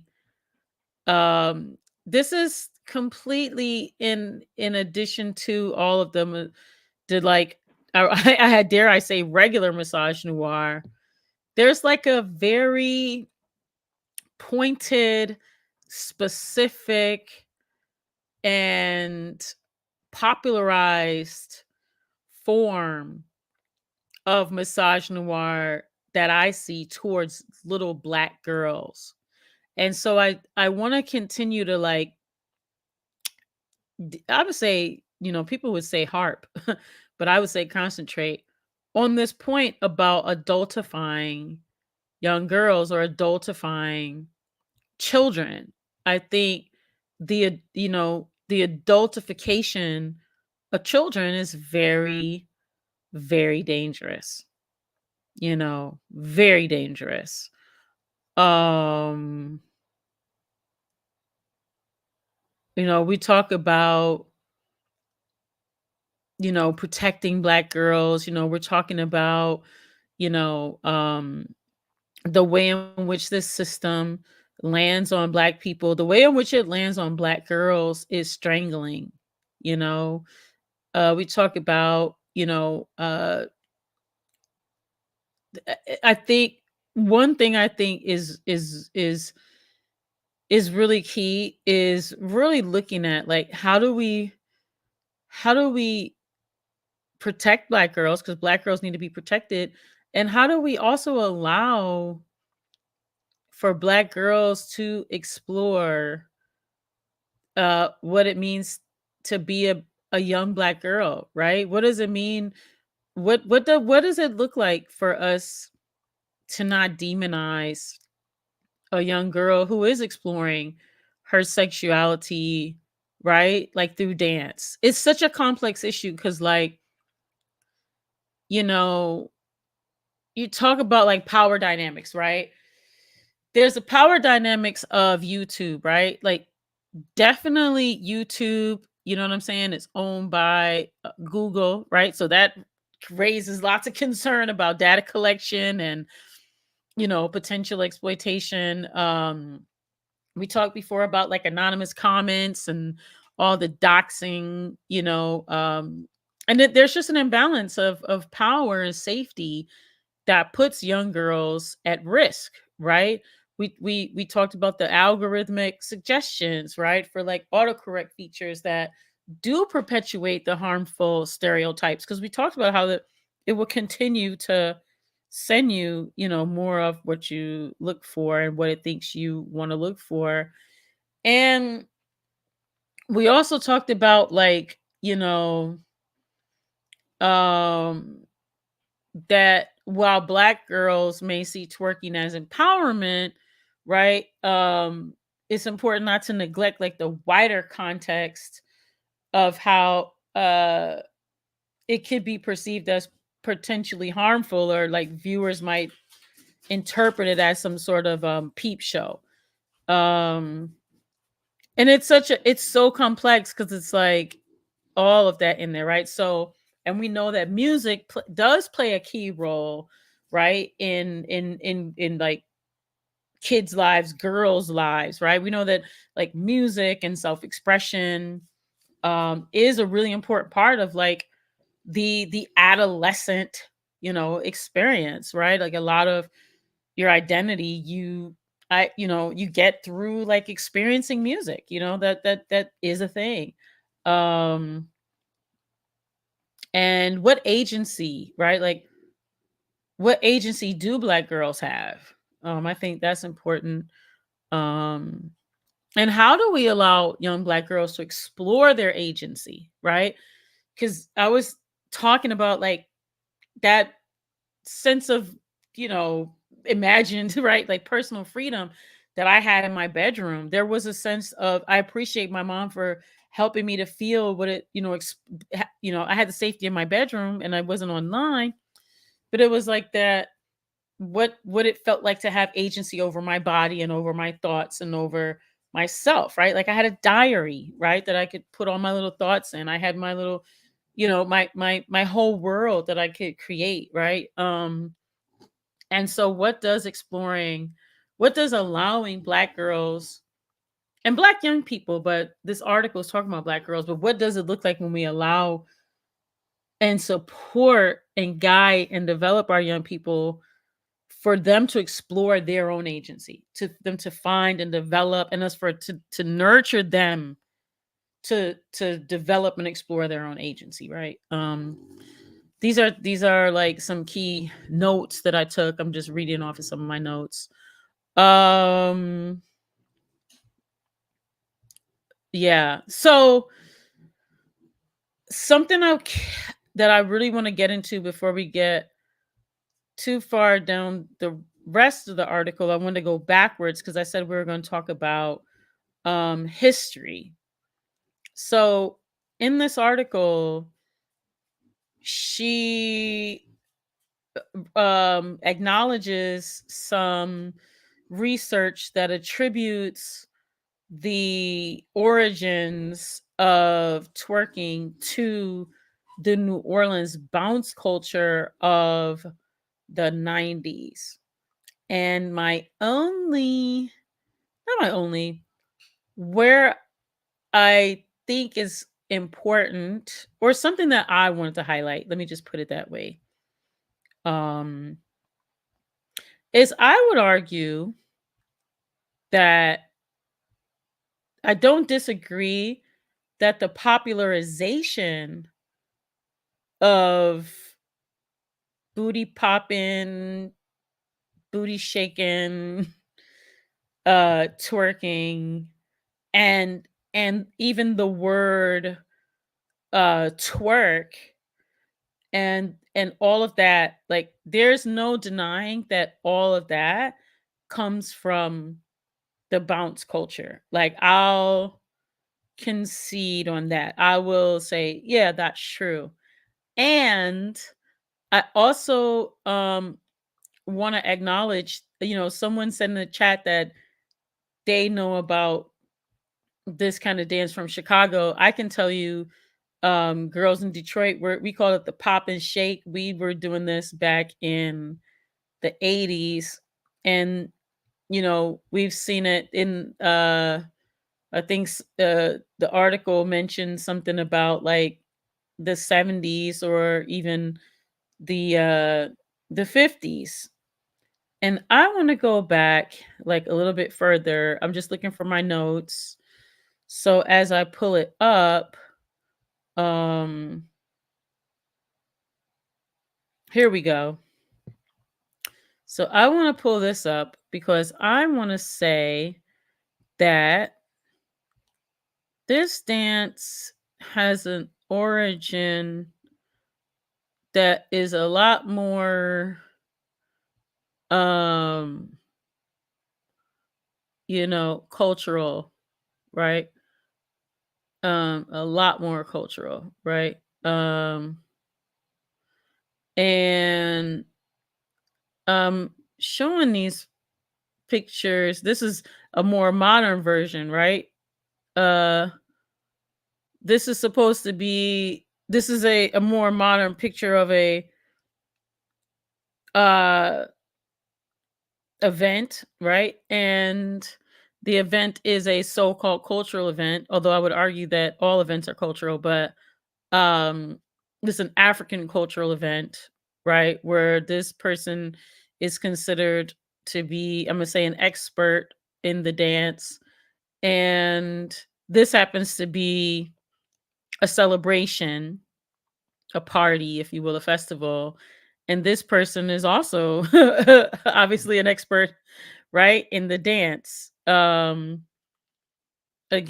a more modern version of the dance, right? As maybe in a party type of situation, and a bit more of a this is a performance of the dance, obviously for a mixed audience, but it's supposed to be a cultural um performance, right?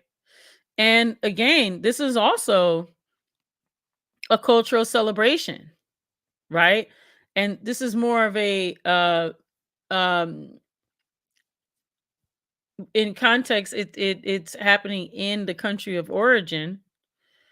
um so that's a thing. And then this is a class, right, that teaches the cultural dance. And I don't know if y'all can see the little white girl in there.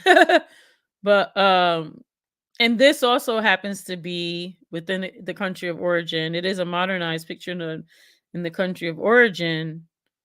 Um Women, right? And then this also in country of origin. So we'll leave it here to have this conversation. So I do want to say that, Africa is a vast landmass, and there is everything from all types of terrain and climate and weather and culture and ethnicities and um everything exists there. A couple of traditions though that I do want to honor are the Sabar dance, right? That comes from Senegal, right? I do want to say um that is Senegal is a vast landmass as well in terms of its diversity of culture and ethnicities, right? The Sabar dance is a sacred dance, and the uh dance is, it has the same movements in it, right? There's a lot of different movements in it, but within the Sabar dance, there exists some of the same, right, or similar movements. And so while I don't want to say like twerking is a direct, like I don't want to give like to say twerking is like a direct derivative specifically of Sabar. I want to say that I would argue that twerking has pieces of Sabar in it. I do want to say that.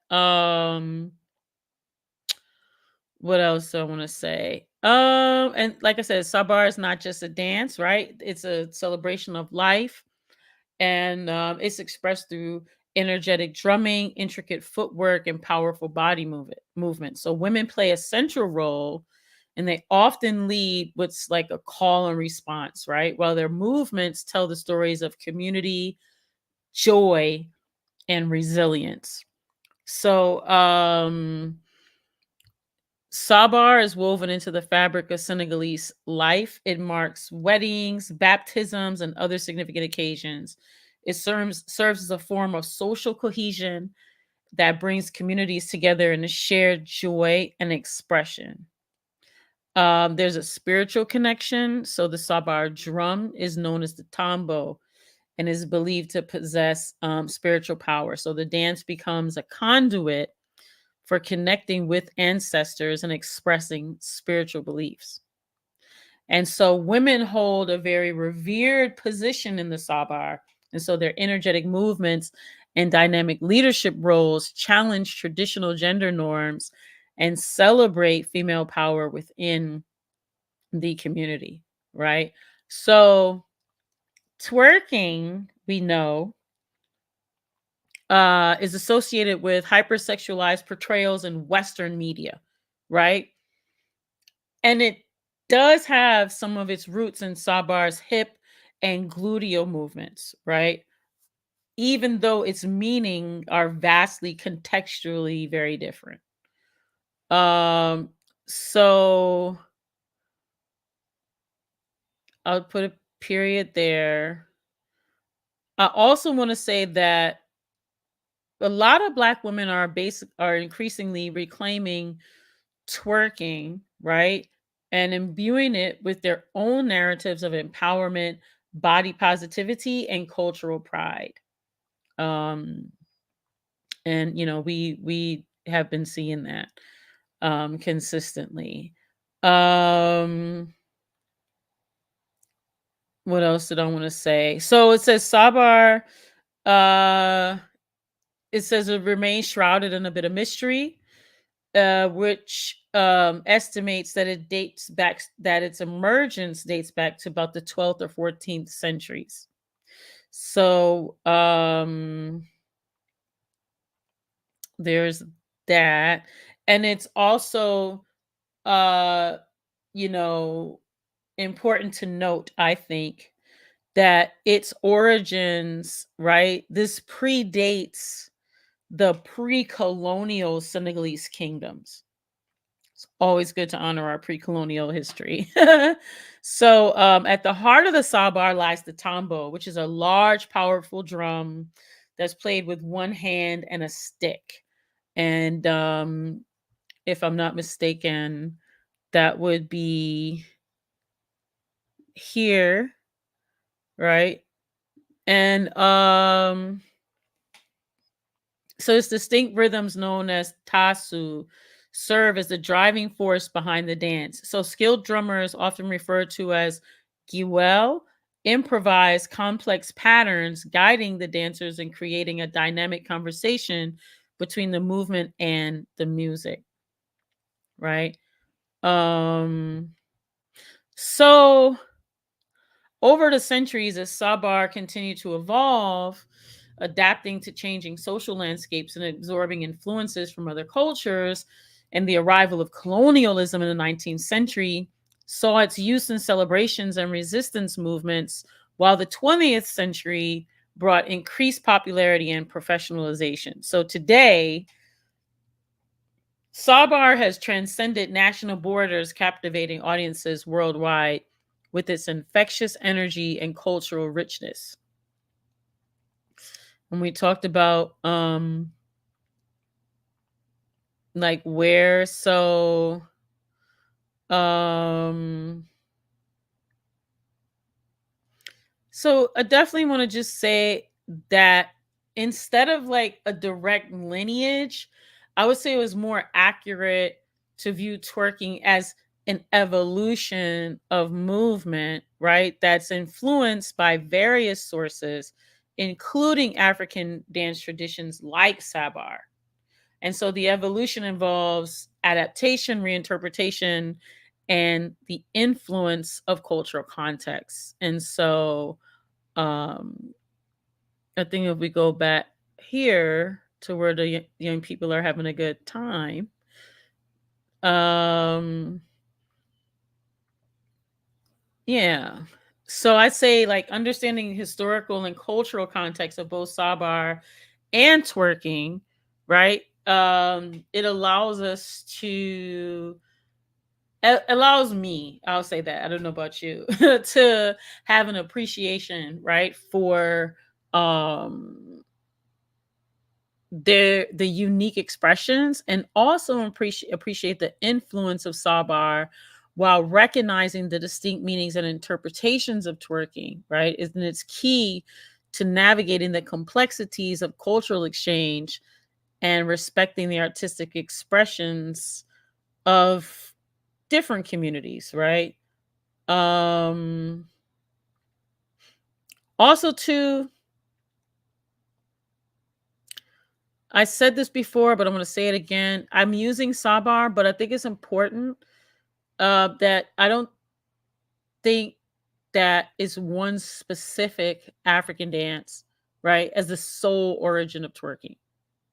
So there's similarities in movement, right, between some of the different African dances.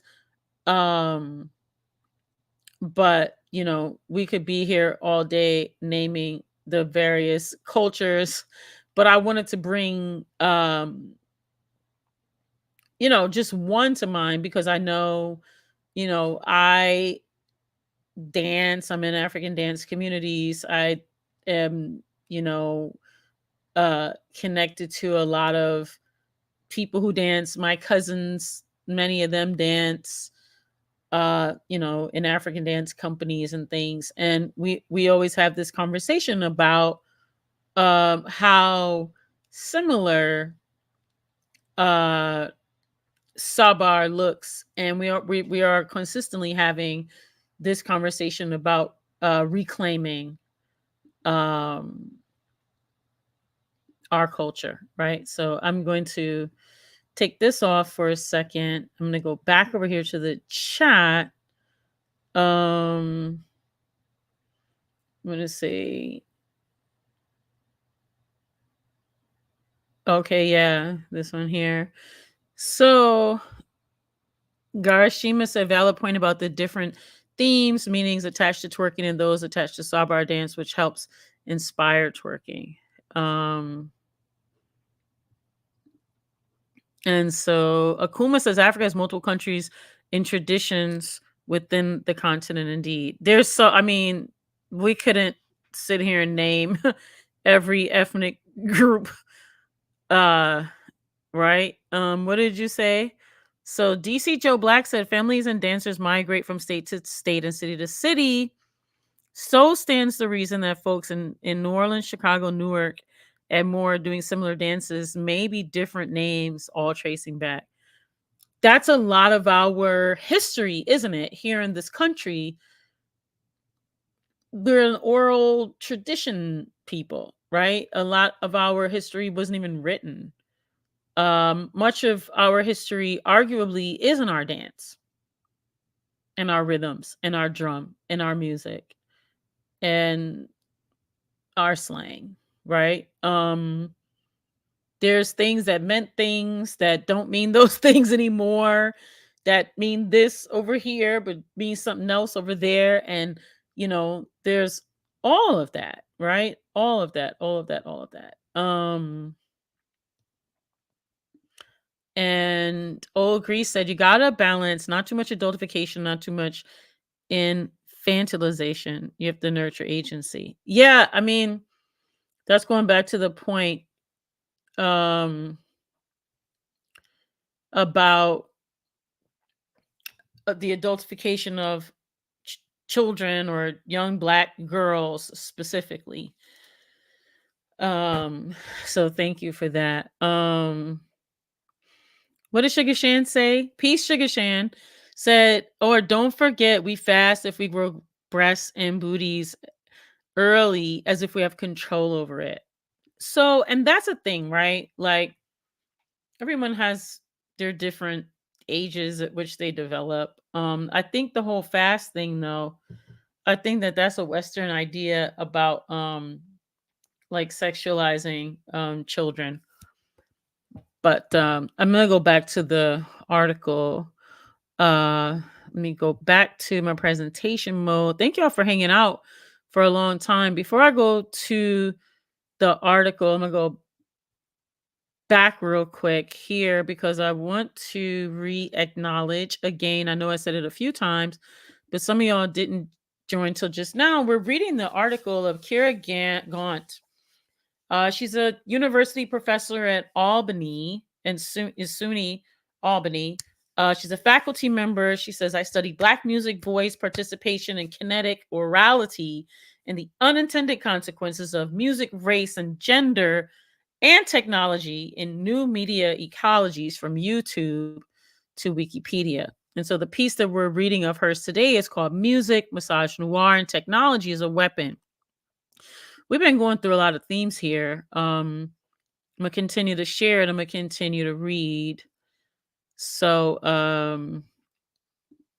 thanks for 671 videos in the data uh collected are equivalent to a 40-hour work week worth of watching twerking videos. So they feature about 1,000 individual girls or small groups of girls known as twerk teams, dancing from the privacy of their bedrooms in YouTube videos uploaded from September 08 to 2014. The reach of the videos was over 40 million views as of 2016, which for perspective is equivalent to filling the New Orleans Superdome Stadium to seating capacity 600 times over.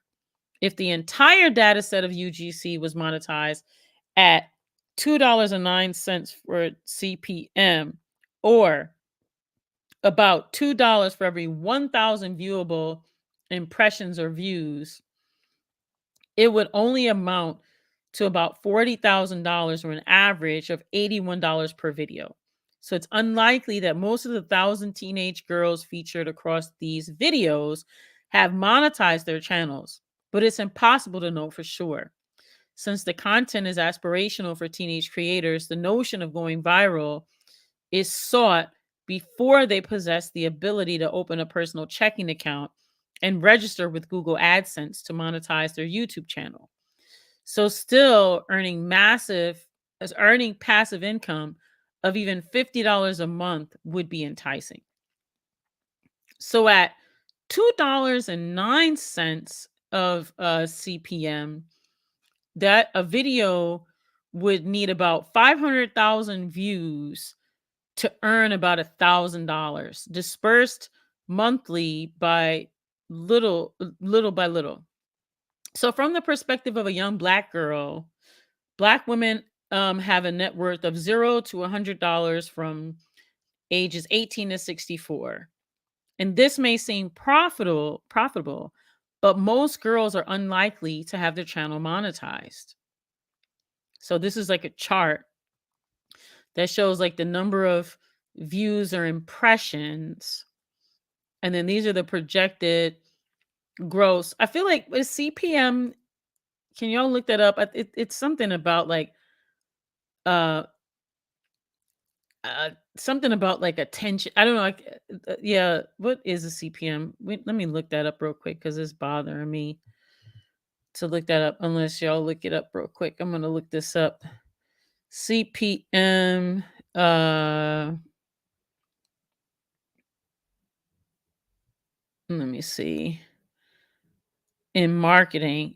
Oh, it says It says cost per mile. So I guess that basically means like yeah, like so it's is it $2 for per thousand? Yeah. So the projected 45% YouTube cut. So YouTube takes 45%, and so that would be like $37. And so the creator's cut is like $45, right? Now I'm looking in the yellow. So the research team and I identified over 200 songs among the 671 videos. So the table below is consistent with dominant patterns reflected by Google Trends. So twerking began to spike in 2011, and the collection of videos found through YouTube searches conducted by almost 30 diverse members elicited only 2 to 7 videos each year from 2008 to 2010. So there's a jump to double digits in 2011 to 22, and in 2012 to 41. So 140 videos represented 2013, a year marked by a viral video by Miley Cyrus in February, a host satires, clickbait comedy sketches, and cultural appropriation by non-Black teenage girls and women and recording artists trying to ride the trend, and ending the year with $50,000 twerking contest for his college scholarship. So the contest, launched by WSHH and Juicy J, promotes his latest rap single of the same name, Scholarship. There were 279 videos uploaded in 2014. So this chart kind of shows that. So Black girls make videos to celebrate themselves in an age of selfies and their love of specific artists and their music. That goes to your selfie question. So the difference is this content is being viewed by other fans, and Billboard and Nielsen count any view that uses at least 30 seconds of an original recording towards that song on their Hot 100 charts and YouTube charts, which Billboard and the big three music companies, Universal Music Group, which we're saying is UMG, including Vivo, Warner Music Group, which is WMG, and Sony Music Entertainment, SME, along with other rights holders, manage through YouTube's Emmy Award winning Content ID algorithm, right? As of February 2016, the Recording Industry Association of America, which is RIAA, counts 1,500 digitally on demand audio and video streams as equivalent to one album sale or 10 track sales. So YouTube has become an essential institution as a digital launch pad for establishing new music by established artists as well as next generation talent. Since the emergence of Justin Bieber, since the release of Baby by Bieber back in October 2005, 9 out of the 10 of the most watching videos have been marked by Vivo as an entrepreneurial arm of UMG. In the data set, that right there needs to be a whole show with Jared Ball about the myth of Black buying power, but I digress. In the data set I collected of over 500 videos of tween girls twerking, all but 7 of about 200 twerk songs feature male voice twerk songs where sexually explicit lyrics instruct adolescent girls to imagine and enact extremely risky behavior that may contradict the experience of being alone in one's bedroom. The most repeated twerk songs voice hegemonic roles that exploit girls' gender performance online. So among the 200 songs, only 2 feature female artists: Diva by Beyonce and Body Part by Ciara. Clappers by Nicki Minaj and Wale appears 3 times, along with Out of My Mind by B.O.B. What happened to B.O.B.? Featuring Nicki Minaj and Anaconda, which is a cover with new lyrics of 1992's second best-selling single of 92 and Song of the Summer, which is with Billboard Hot 100 chart history. So Baby Got Back was second only to Whitney Houston's cover I Will Always Love You, written by Dolly Parton.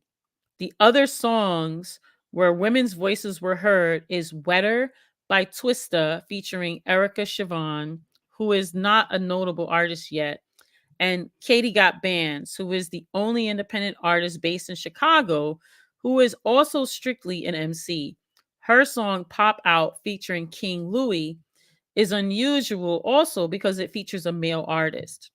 Most of Nicki Minaj's appearances in the dataset are features rather than her own tracks, with the exception, more or less, of Anaconda, which is a repurposing of Baby Got Back with new lyrics. Her single is essentially a rap cover. It also charted at number 2 in 2014. So the male artists profit the most in this collection, given that video streams count towards Billboard and RIAA, and because YouTube is not only a discovery tool and archive for music online, it is also a method of advertising digital downloads, as all this music has immersive ads through deep links to online stores. Songs were advertised in visible deep links as Dance Ass by Big Sean on Google Play, iTunes, Amazon MP3. Shake That Monkey by Too Short featuring Little John and the East Side Boys on Google Play, Amazon MP3, and iTunes. I've not yet explored the significance of the differences or the different stores, nor why they appear in a different order. Over the course of conducting digital research on UGC since June 2013, deep links have increasingly become less public and less visible to the eye on YouTube's interface. YouTube, like Facebook, changes its interface without notice regularly. Perhaps once users were primed to the possibility of purchasing music via the deep links attached to the song title and artist name below videos, YouTube no longer needed to clutter its interface with that information.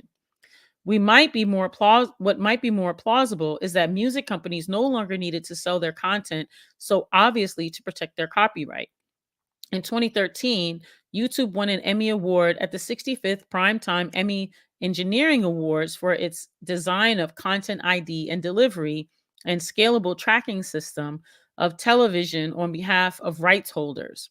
YouTube's Content ID platform allows copyright holders to manage whether and how their content appears on YouTube, providing those rights holders with an automated way of protecting and managing their rights and monetizing their programming on a global scale.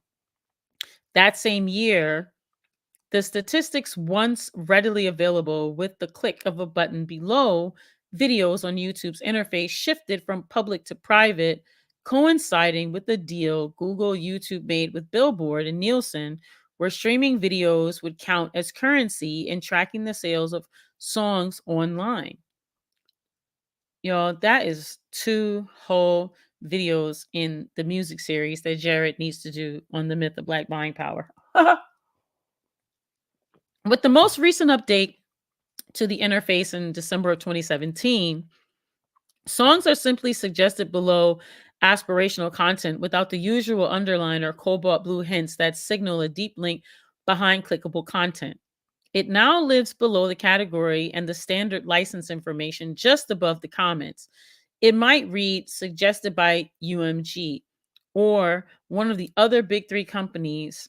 And rather than selling the video song being played, it links to additional selections by artists featured in the traditional or user appropriated video. If young girls dominate, if as used to be evident from public statistics, females aged 13 to 17 and 18 to 24 are among top 3 demographic groups giving their eyes to music genres like rap, R&B, and pop songs featuring Black artists. Then it is probable that teen and tween Black girls' eyes are buying or at the very least advertising content as the primary generators of music content on YouTube. So Content ID creates a hidden and immersive way that allows us to continue to blame parents and Black girls for twerking while we are oblivious to the exploitation of girls' user-generated dance. They make it rain, but rarely are making a profit from their participation. So let me check the chat real quick because we're going to go into another part. DC Joe Black said families and dancers migrate from state to state and city to city. So, oh, I read that one before, right? So stands the reason that, right? Okay, boom. Was making sure. Oh,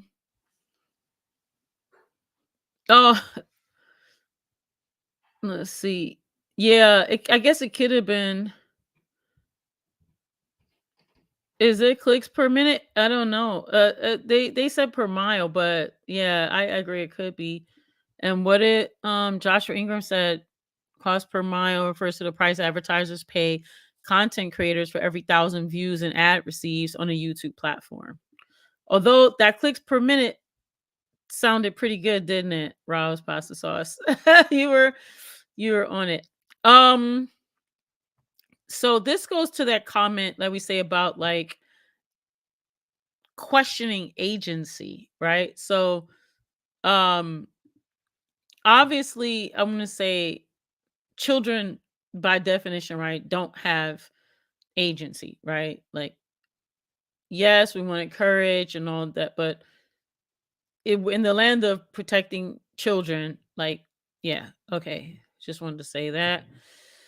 So middle and late childhood are surely affected by the performativity of gender online. In the alone together phenomenon of social media with this networked individualism, an autonomous social online actor becomes disconnected and dislodged from the social web that is supposed to be present in the social institutions of the family, single or two-headed households, well-resourced schools with good teachers and administration, and the social welfare of neighborhoods that work to protect minors from harm. I do want to say right there that the idea of a nuclear family is a Western construct. Uh, anyway, so you know, African societies, indigenous societies practice a more communal way of family and a more communal idea of family. I do want to say that. So, mobile devices with internet access allow teen and tween Black girls to be much more vulnerable to the harms of racialized sexualization and intersectional oppression as they interact with multiple and diverse others, including others who know her offline, both offline and online, or solely online. The co-synchronous multitasking of online play leaves young Black females vulnerable without the essential social aid that looks out for their privacy and publicity, which both are blurred in their bedroom and on YouTube. It makes segregated communities seem much more appealing despite pernicious inequalities at the macro level for Black citizens and voters. Situated within user-generated content and site of twerking, a Black girl's bedroom culture for the girl is simply about adolescent girls learning the performativity of gender in the mirror of their webcam. They are also learning to develop their own voice through their embodied stylization and trying out of identifications with music and by popular artists. So they're learning the norms and values of sexuality and racial identities in their age and generation while simultaneously and perhaps perniciously learning social mediated and distributed technology without considering the long-term cost to their future selves. So there are fumbles and mistakes registered by comments and demarcations by YouTube to limit, age restrict, or take down their content unless they allow rights holders to advertise their music, are also about learning the ideologies of the free marketplace that does not want to hurt you but will. I'm not sure what that means. Viewers from groups that are outside their social benevolence of their community standards and shared norms about dance, play, and display of the Black female body will dislike and disconnect from naturalness, sophistication, and meaningfulness of Black social and expressive life. This easily slips back into the ethnocentrism experienced the musicological colonialism towards music outside the Western art canon. Musicological racism and sexism come attached, are often ignored because the music animates the welter and downward turns of daily life and capitalism for middle and working class families, and especially members of marginalized groups. Online video and the shareable platform of YouTube aids and the dissemination of UGC and the meaning others attach to their content across all platforms on the web and around the world. The mobility of engagement with their content and reach of their twerking videos far outweigh the actual physical and economic mobility of Black girls in America. Yeah. What did just say? Justin Ben says children need guidance, not a heavy hand forcing them every day, every which way. I'm not a parent, but I'd imagine it's difficult to exercise that while offering protection in the digital age. Thank you for that. So twerking of their own volition. So we're gonna get into that. That's a very since the early part of the new millennium, male rappers, including early YouTube sensation Soulja Boy and later artists like Juicy J and Lil Wayne, used the teenage audience of YouTube to extend the dominance of the Dirty South in commercial music.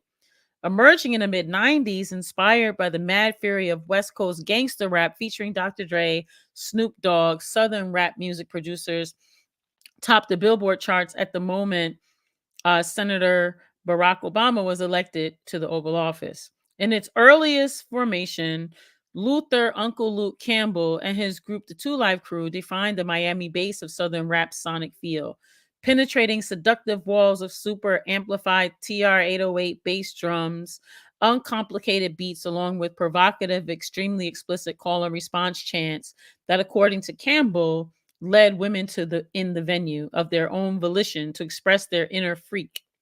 From the early genre of Miami bass sprung some subgenres of rap in cities across the Dirty South. Most, but not all, were enmeshed with a scopophilic lens, exhibitionism, and voyeurism. Music video and lyrics after the rise of MTV became a crucible for a lust and love of eyeing the sexualized female body in ways that constantly objectify Black women and girls. As teenage targeted media blurred with adult media culture, including prom on the internet. After Miami bass, in New Orleans, it was bounce. In Houston, screwed and chopped. In Atlanta, crunk and snap and trill. Even a lesser known Delta blues based rap scene was documented in Clarksdale, Mississippi, and in Shreveport, Shreveport, Louisiana, was born Ratchet. The convergence of YouTube's launch and the forced migration of over 1 million people following the devastation of Hurricane Katrina both contributed to the rise of online twerking videos. Some of the earliest twerking videos could once be located deep in YouTube's archive of early uploads from 2006. With changes in YouTube's interface and search algorithms since 2013, most of these videos are hard to find or reach. Advanced search filters by upload date are limited to the last hour, day, week, month, and year, and the searchable pages available from a search are limited to about 30 pages deep. In many cases, only videos with the highest view counts or ratings will suffer. Given that more than 1 billion unique users with over 500 hours of uploaded every minute, finding evidence of Black girls' participation in twerking long before 2011 is highly unlikely from a casual search. YouTube ranks as the most popular mobile music and video app in the United States, with a 62% mobile audience reach as of February 2017. Imagine what it is now. The pivotal role of girls have continued to play as tastemakers in the music business will be lost on most YouTube users and or music fans who are out to discover the latest music through search engine optimization titles and algorithmic results supposedly designed for your personal tastes. Signing out of YouTube helps you realize the power of the algorithms and not your individual tastes or interests at work. Most of the female fans aged 13 to 17 whose eyeballs and user generated content that features twerking are key drivers in the attention around new music discovery for emerging and existing commercial rap artists, and will learn to discount their role in making the latest male artists hot, as in alluring, popular, in demand, while male viewers use their content to stir up their own desires. This was easier to monitor and witness before June of 2013, when a deal between Google, YouTube, and Billboard and Nielsen led YouTube video streaming to be considered for Billboard's Hot 100 list. The preeminent sales chart, Billboard, Nielsen, and YouTube.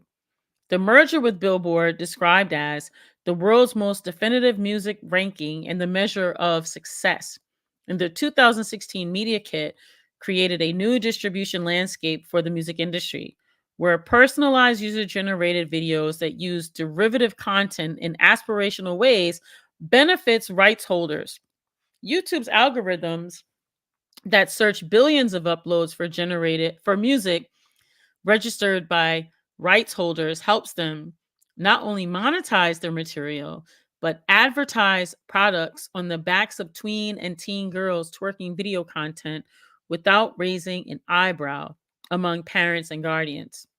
Most importantly, it serves as a kind of plausible deniability concerning harm to minors online when girls of their own volition upload aspirational content to songs by rights holders. Music plays a profound role in monetizing YouTube's content in music and non-music categories. In a significant study of music videos on YouTube, Likkonen and Salovara found that gaming and humor channels bookended music channels as the most engaging content on the site. That goes to the person who was asking about the gaming.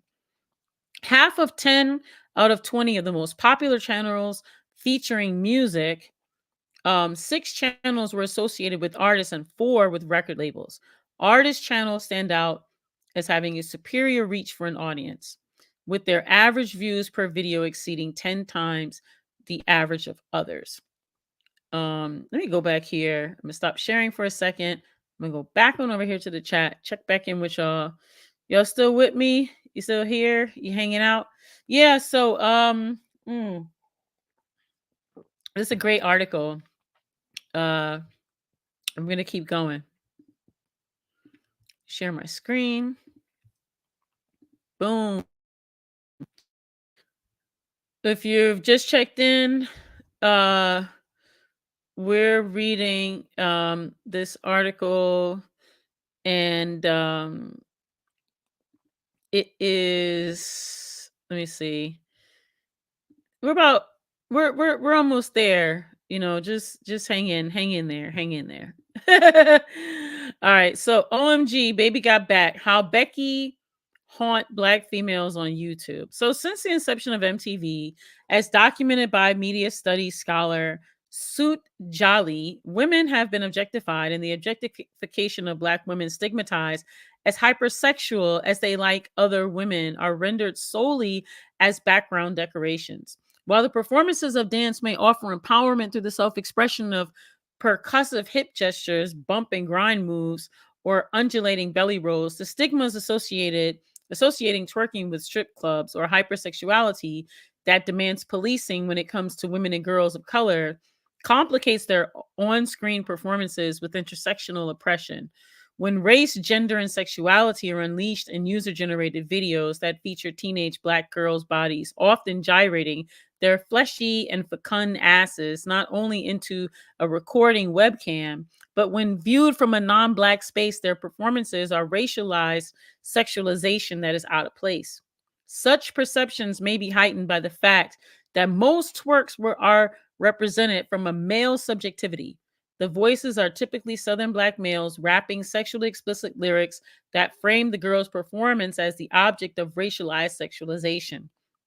Every time Baby Got Back by Sir Mix-a-Lot is placed in a gym workout mixtape, is parodied in user-generated videos by Black men and non-Black people of any sex all around the internet. Or when the Seattle Symphony commissions the grandson of Prokofiev to orchestra a rapper's big hits to introduce symphonic experience to a wider audience, meaning the opposite of the word's homonym, whiter. Cultural appropriation rears its ugly head, as do stereotypes. The implication is that rappers are only playing themselves on stage when the arranger states in an interview with Rolling Stone magazine, I'm orchestrating two of his most famous hits, and he's actually going to rap on stage with the orchestra. He's got this rap persona, but in reality, he's the softest. He's only interested in mixing. His most famous hit is Baby Got Back, which starts, I like big butts, and so I'm doing a new piece based on the rhythms of his rap. The YouTube video of the performance raked up over 1.5 million views in 1 week. It featured what appeared to be an all white orchestra with two guest rappers who were the only non whites on stage. And in the middle of the performance, a dozen white women jumped at the chance to become the subject of everyone's gaze. Black women were nowhere to be found. Thank goodness. If they were present, the whole scene would have probably felt like a spectacle exploiting the ideal attributed to their real life bodies and not some hit song or parody video. The song was supposed to be about us. It was supposed to empower black women when hip hop was still trying to hold on to its underground politics while gangster rap took hold. Novelty songs have always had their moment, and Baby Got Back is primarily that, a novelty rap song that does not feature extraordinary lyrical skill or the usual beat making or DJ skills true hip hop fans prefer.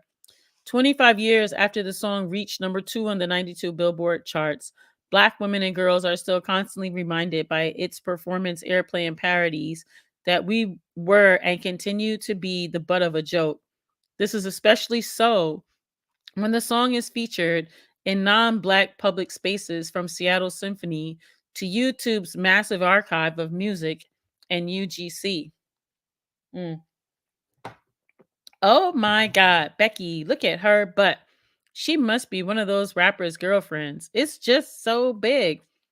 25 years later, the excess of the Black booty is now highly valued on the body of women who are not Black or too dark or not too dark skinned. Kim Kardashian is the new white girl or the Black Becky. Well, she took her booty out, so nowadays I don't know. Once upon a time, and she went like more white and blonde. I don't, whatever, but maybe she's back. I don't know whatever she's doing. Once upon a time, a big old butt was strictly a marker of what not to be in white heteronormative society and pop culture. It was an ethnic boundary marker of deviance and remains so when those markers exist in dark skin or in bodies that are viewed as loud, obnoxious, ghetto, or ratchet. It is normal to stigmatize anyone who is not white or passing for white. My initial study of girls hanging out and messing around with YouTube videos comes from an impulse of respectabilities. Others make snap judgments about our race, our sex, and our sexuality.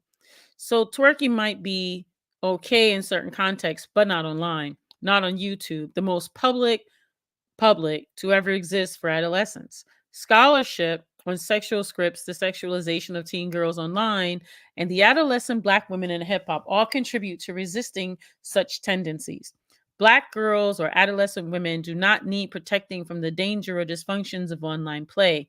Rather, what is needed is a shift in focus from young girls to girls online to producers and distributors of music and technology, as well as the unintended audience is who lack of concern for the unintended consequences of social network sites on vulnerable and marginalized youth is regulated and often left solely on the shoulders of parents in under-resourced and often single parent households. Rarely do we implicate YouTube creators and recording artists who exploit teen and tween girls' attention online with seductive lyrics and professionally produced music videos that are launching pads primarily for male video artists to enter the film industry, led by men whose sexual misconduct from the casting couch and beyond are increasingly exposed as systemic. This epitomizes misogynoir in social media. And feminist scholar and lesbian activist Moya Bailey first introduced a term in 2010 blog post as part of a crunk feminist collective forged at Spelman College. Her blog post refers to the heteronormative lyrics set to beats that turn up a crowd. She mentioned specifically the single All the Way Turned Up by Atlanta rapper and Interscope artist Roscoe Dash featuring Soulja Boy Tellum, the first self-published YouTube artist whose single went #1 on the Billboard charts in 2007. My reorientation to the misogynoir ruling the radio took place when I tried to make the argument that All the Way Turned Up was a great song because it didn't objectify women. This was something I could get behind. A song simply extolling the youthful value of keeping the bass bumping in your vehicle. That was until I read the lyrics and found the choice lyric, three dyke bitches, and they all want to swallow. Even when things attempt to move away from the formula, money plus cars plus hoes equals a hit record.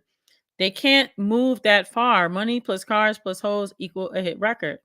A song about playing your music loud still has to call on the transformative power of Roscoe Dash, Travis Porter, etc. masculinity to make lesbians want to suck dick.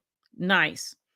A discussion of the findings from the study of UGC as gender performance associated with derivative contents and its rights holders, as well as monetization, elucidates how music and technology and YouTube's commercial, profit driven site contributes to the persistence of gender stratification, especially with respect to Black girls online. Given the intensification of media and the immersive use of mobile media in our lives, YouTube's system of discovery, engagement, reach, and sharing reproduces inherent biases technology was idealistically supposed to cure. For users everywhere, the value of or disregard for Black girls' participatory content offers critical insights into how music affects identity in network publics. Arguably, it is not twerking or the presence of teen girls' expressions of dance as sexuality in online video and participatory culture that is in need of self regulation. It's the weaponization of music and technology from music discovery through searchable content to the issues concerning the regulation of moderation of users' content that contributes exponentially to the weaponization of user generated content. Let me take a sip. So, popular music, with its predominantly male producers and male led institutions, has always played a significant role in socializing audiences into inherent biases and ideologies that marginalize and stigmatize the feminine, the so called female, referring to girls and women as their biology, denying their full humanity. This is something we got to talk to the ear doctor about. The so called female, referring to girls and women as their biology, denying their full humanity, even referencing girls and women primarily as hoes. Well, he doesn't do that. I was just talking about that other part. As hoes, whores, or thoughts, that hoe over there. The latter reflects a paradox that seems lost on many. The word for the act or process of thinking, examples like consideration, reflection, or introspection, becomes a homonym for that hoe, whore, or slut over there, found in the street language and harassment of boys and men in urban settings.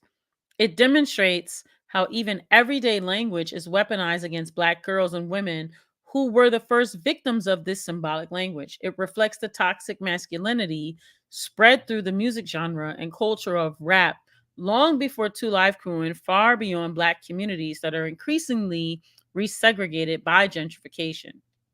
Teen Black girls, among others, hope to at least be seen by friends and perhaps discovered by others.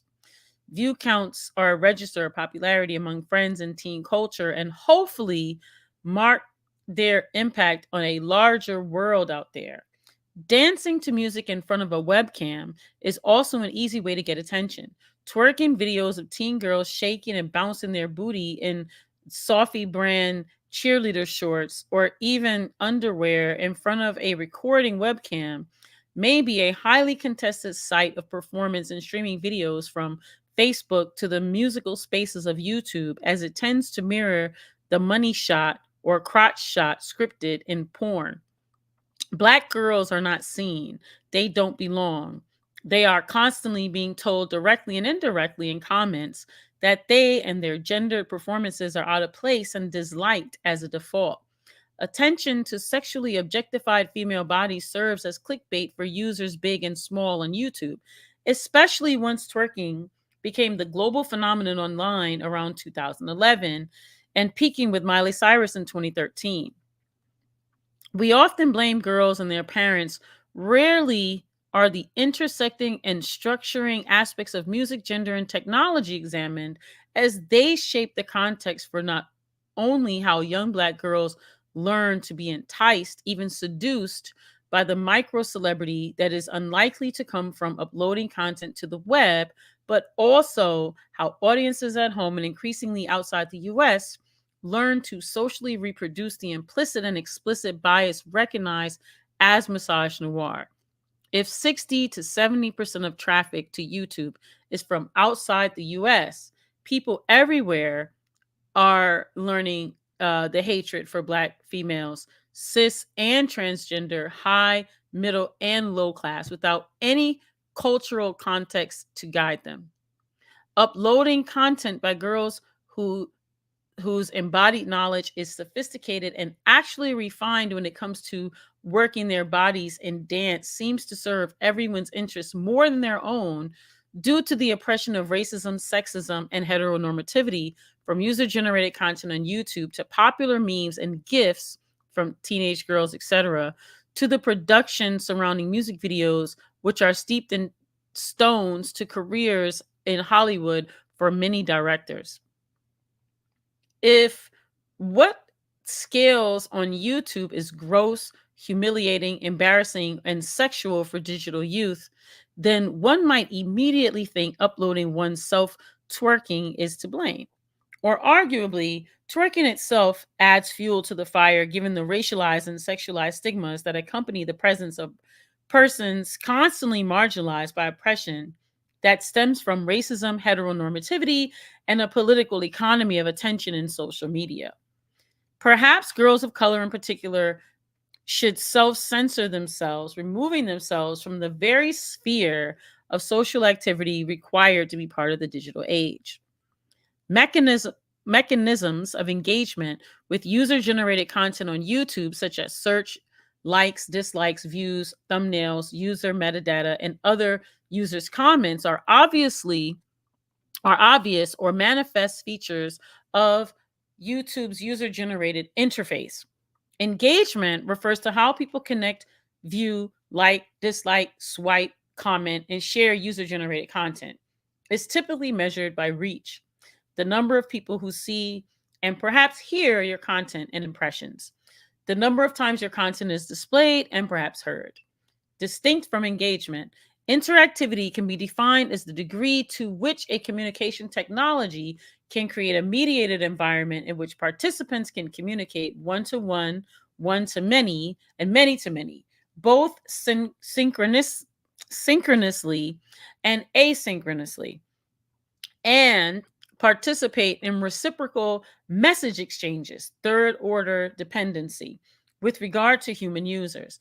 It additionally refers to their ability to perceive the experience as a simulation of interpersonal communication and increase their awareness of telepresence, interactivity, as well as engagement by unintended audiences, must be situated within a larger history of the misinterpretation and policing of Black girls' embodied expression and aspirational performance, from segregated times to the publicly private and privately public network publics of YouTube and social network sites such as Twitter, Facebook, and Tumblr. Remember Tumblr? YouTube offers invisible audiences everywhere constant surveillance of the female body and their online fan practices, but the discourse of sexism and racism in music videos serves as a dominant and discursive filter, framing Black girls' performance practice as inappropriate or porn like when it comes to twerking. For Black girls, respectability politics, or the disavowal of their participation in adolescent play and practices like twerking and other dances, including winning, bounce, and hip rolling, known as jerk, is a common response. That which many of them find empowering is culturally expected context alone or with friends in their own bedroom ends up being denied validity. Members of marginalized groups are often denied full agency and free social expression as agentive human beings, meaning that you have agency in it. Music is playing a significant role in the process, and this demands much more study to protect us from the harm of corporate exploitation, ethnocentric disconnects in policies, and unethical behavior towards queer performances that lead to flagging, and that protect the spaces of youth online play for racialized exploitive surveillance for the sake of a song or click. So when online Black girls use a recording cam on their mobile device to upload user generated content to YouTube, it will become persistently portable and searchable for anyone via what has become the largest video archive in the history of human culture and the second most popular search engine on the internet. A massive chain connects millions of computers together globally and on the social web. The data gathering and sharing model that allows users to transmit and access information and communication, like graphics, sound, text, and video via browsers that sits atop the structure known as the internet.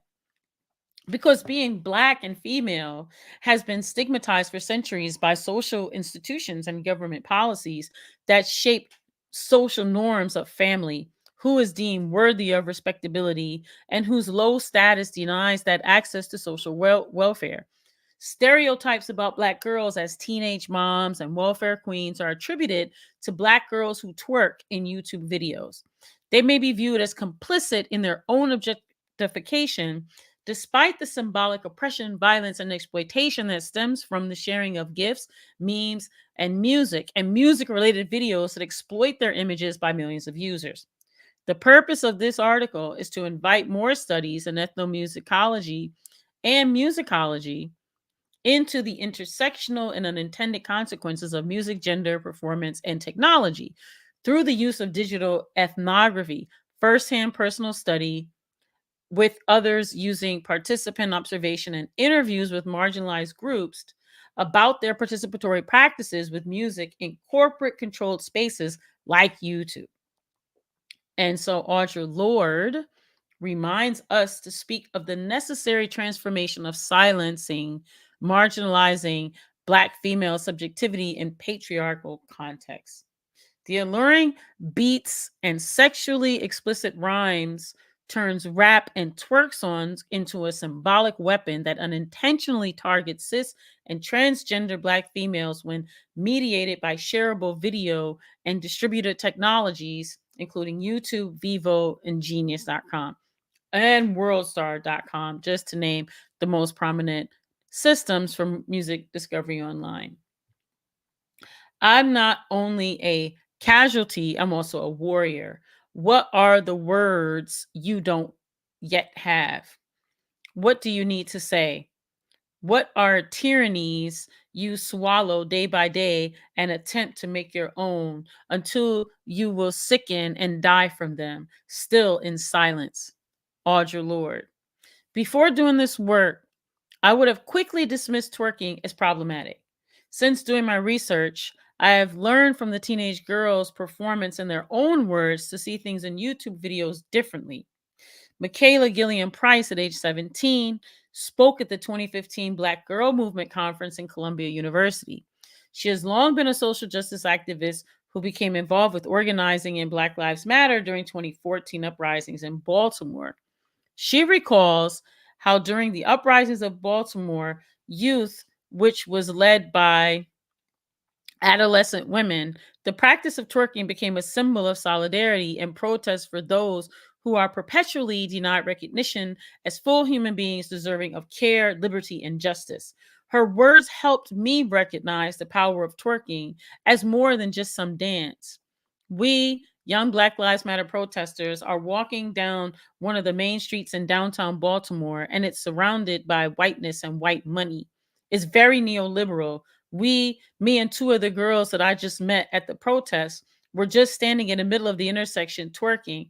The audience laughs. In Baltimore, Black women and Black girls have been reclaiming their femininity. They have been reclaiming and making spaces for themselves, making transient zones of freedom for themselves, inserting their sexuality, inserting their intersectional identities, inserting their fluidity, creating space for ourselves to be embraced, twerking into reclaim our identity. That's from Michaela Gillian Price. Ethnomusicologist Judith Lynn Hanna reminds us that sexualized dances are easily stigmatized and misconstrued. So the typical slut shaming of respectability politics are but one consequence of how others react to twerking. So Hanna suggests the physicality of dance, imbued with magical power to enchant performer and observer, threatens some people. The threat of Black female bodies has a long history dating back to reactions to Sarah Bartman's dance, as well as reactions to the Black Bottom dance, the Charleston, and the staged banana dance in Paris by Josephine Baker that occurred in the mid-20s.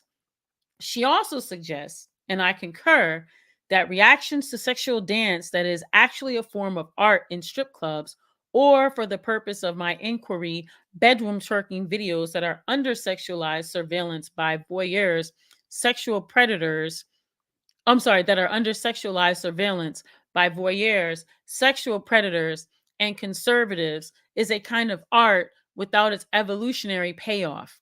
The bottom line for Black girls who twerk is the re-stigmatization that accompanies a resegregation of Black gendered lives. In the age of Black Lives Matter protests that began with 3 women streaming music on demand, may be the most insidious search and destroy weapon of misogynoir formed against us using mass distributed media. But when it comes to dance, Black women and girls can't stop, won't stop. It's our lemonade in the face of racialized exploitation. I must stop sharing there. And can y'all just go on ahead and throw a whole, if you like, the the article. Let me say that. Can you go ahead and give some love in the chat, some claps or thumbs up or black hearts or brown hearts or green hearts or purple hearts or whatever, but some acknowledgement in the chat of appreciation, if you appreciate it, for Kyra Gaunt, who wrote this piece. She is a faculty member at the SUNY University in Albany. She says, I study Black music, voice, participation, and kinetic orality and the unintended consequences of music, race, and gender and technology in new media ecologies from YouTube to Wikipedia. I, for one, appreciate this article because I love these conversations. I have these conversations a lot, as you can imagine, because I have a whole organization dedicated to women in hip hop. So with that, while you're doing that, put your appreciation for the article. I want you to go ahead and put those likes on this video so we can boost this video up for the likes. Tell the algorithm you want more of this. Go ahead, hit that, subscribe if you're not already subscribed to Black Power Media. Every Monday I'm here, 8:00. My name's Piper Carter. I'm your host.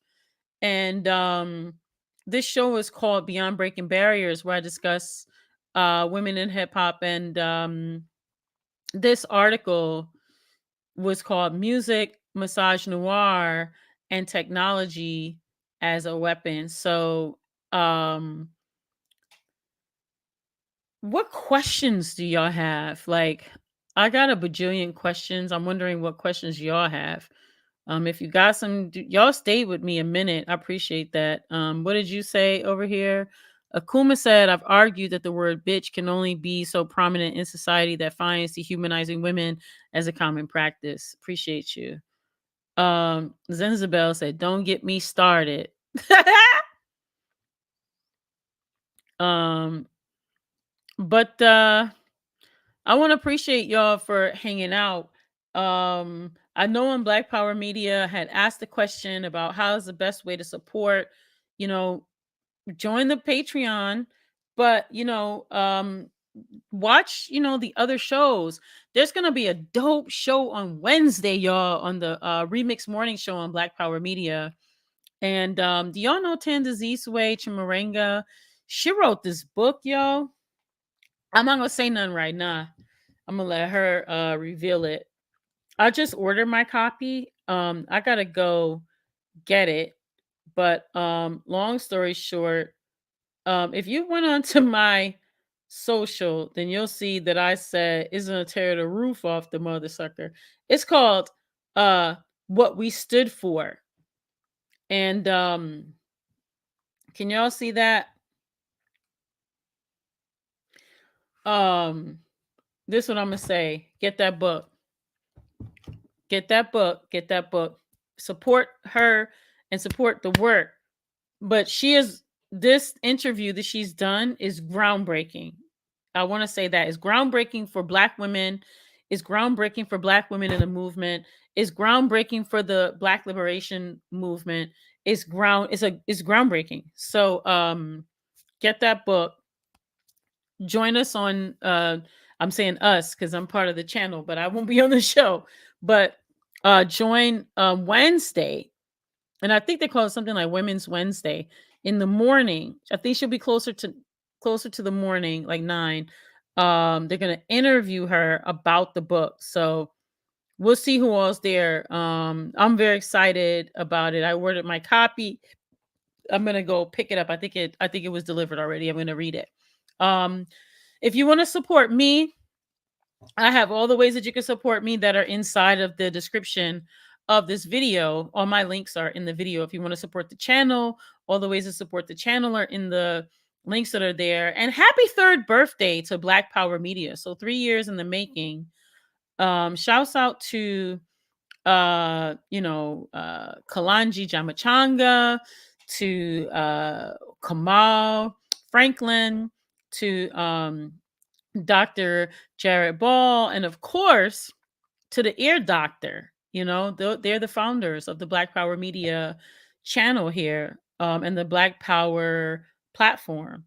So shouts out to them. Happy birthday to the platform, and much gratitude and happy birthday to all of the folks in the chat who are the constant people who uphold the Black Power Media platform. Because without you, this wouldn't be as powerful a platform. It's powerful because of all of you. So thank all of you. Thank all of you who consistently come and join. So I'm going to sign off here. I want to give y'all lots of gratitude and much appreciation. If you want to come over to my channel, I do Tuesdays, and I talk more about like environmental justice and the intersections of hip hop. But come on over to Piper Carter Podcast if you have time on Tuesday, 8 p.m. Eastern. Tomorrow I'm going to be talking about nuclear power with Jesse Deerenwater, who's one of the activists that's actively fighting here in Michigan against nuclear power. I don't know if y'all heard, but Biden gave the state of Michigan like $1.5 billion to reopen this nuclear reactor that activists had shut down.